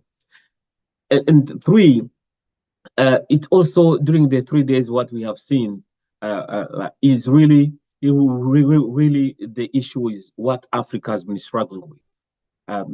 Justice sector is called to, is really called here to examine itself and see how really it can come to really help this whole fight against modern slavery. And what we have seen is that there are part of really good examples can be highlighted, but there is also other parts that they're still struggling, and so many issues, from really the capacity of the judiciary, the corruption that is really hampering all these effort, and so on. And we need to come together to make sure the justice system plays its role in this whole ecosystem or framework of fight against modern slavery. But also, last but not least, really, as we have seen, all these good ideas from government to civil society through survivors, all effort that being done, but still not enough. And we need, and one of the question was, how do we do this without resources? And we have seen that the resources are a big issue as well. You don't expect only the government to put. The government has so many priorities, and they are willing to put this also as part of their priorities, but also they need resources. Civil society, also the same. Survivors need resources. Academics, journalists, everybody need resources. So I think this is what this forum was meant to explore all those complexities and the responses and ideas and struggles and everything, and then come to realize, what do we need now going forward? Now, going forward, it is very imperative that we strengthen some of the areas where we see we can do well, and this is about partnership and cooperation. We have seen through different models that this is one of the strengths that we can bring here. How do we partner in a way that is strategic and effective? How do we cooperate? But also, most importantly, how do we coordinate? As you have seen from west to east of Africa and everywhere, there are so many things that are happening. Great effort, great example, inspiring from everybody. But how do we coordinate in a way that we see what are the gains that we are making in the fight against modern slavery? So it is quite a lot, but really I'm very grateful on behalf of Free the Slaves and the team for doing this. Now, the forum is not a Free the Slaves forum. It's your forum. It is your space. And we've been very pleased to see how the space is growing, to engage everybody, government, businesses, survivors, NGOs, academic, everybody alike, and even independent.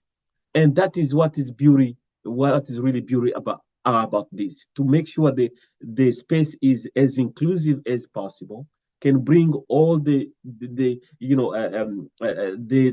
view, irrespective of the differences or these disagreements, but let's bring them. So we are like a big tent that is able to accommodate everybody and feel comfortable and free to share and learn and cooperate and do all of that. So thank you so much, to all of you for the wonderful discussions that we have. Now, where do we go from here? In 2025, next year, we will be organizing the Global Forum.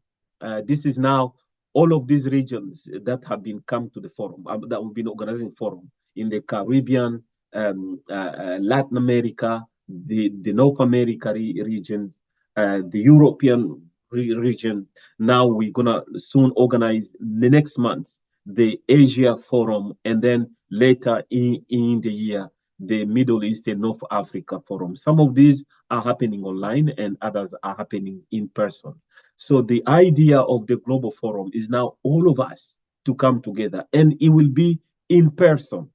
It will be in person. We already have two proposals that are very strong, but I'm not going to disclose them now because I don't want to cause too much excitement, and then we're going to jump on the sea and on the ship, etc. But no, you will let we will let you know. We have two strong, very competing proposals, which I think will, with the team, we're going to have time to deliberate, and we'll let you know. Probably this is going to be in October next year. So because we have plenty of time.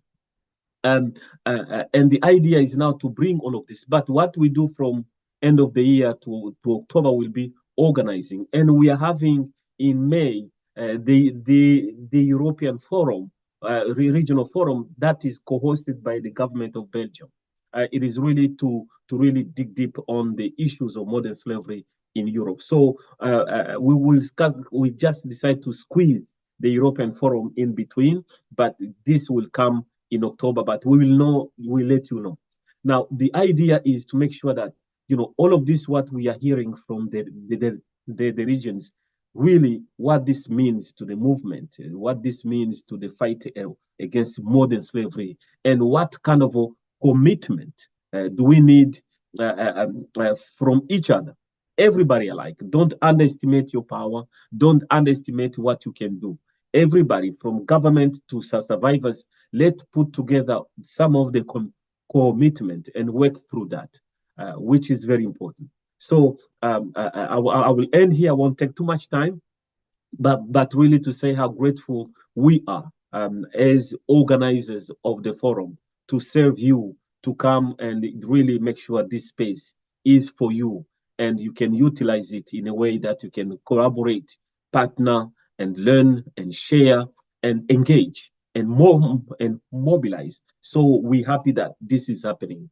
I want also to thank our sponsors, without whom we could not have the resources to put together these forums in all the regions. Of course, the Freedom Fund, really kudos and thank you. Walk Free, ILO, and really other funders. So really, thank you so much for your support. But I want also to thank the organizing committee or the planning committee that really took time to really put together a great structure, a great agenda to really make sure these discussions can come. But really, huge heart and huge kudos to the team led by Giselle and Jacqueline and Aline and Bernadette and Isa and and other colleagues here for really make sure the logistics are on point, everything is there, so we can have a very wonderful discussions. If you don't mind, just stop sharing for a moment. I'm almost done. I just stop sharing the screen, so I don't want to give impression that I am presenting on what you're saying. If someone can stop sharing just a little bit, and then you come back. Yes. Thank you. And then also try to thank our interpreters. I cannot really, stress enough how it is challenging, but really we have very wonderful interpreters doing wonderful and marvelous job in the interpretation from both both English and French. And also thank to Davina. I didn't know she was speaking this many languages. Well, I only knew she was speaking Chinese and Arabic and English, but I'm very surprised to see she also do very well in French. So really, thank you so much. Want to yield back to the moderator, and then to continue the forum. But really, very much appreciated. We are very grateful for all the presentations, everything that went into to make this a successful forum that really more galvanize and mobilize more than 150 participants. So asante, merci, and shukran, everything in between. Thank you. Thank you, Bukeni. And one thing that everyone here should know is not only is Bukeni such a champion and a great representative of the African region in all of his work, but he's also the reason these regional forums exist and have persisted and will continue to persist. So he's really been such an amazing advocate for the regional voice in the anti-trafficking movement and in general really changing how the UN views all civil society, NGO, and business involvement in this process. So he's a huge force of nature, and we're all so proud of him for his representation of this area, this region, and this issue. So thank you, Bukeni.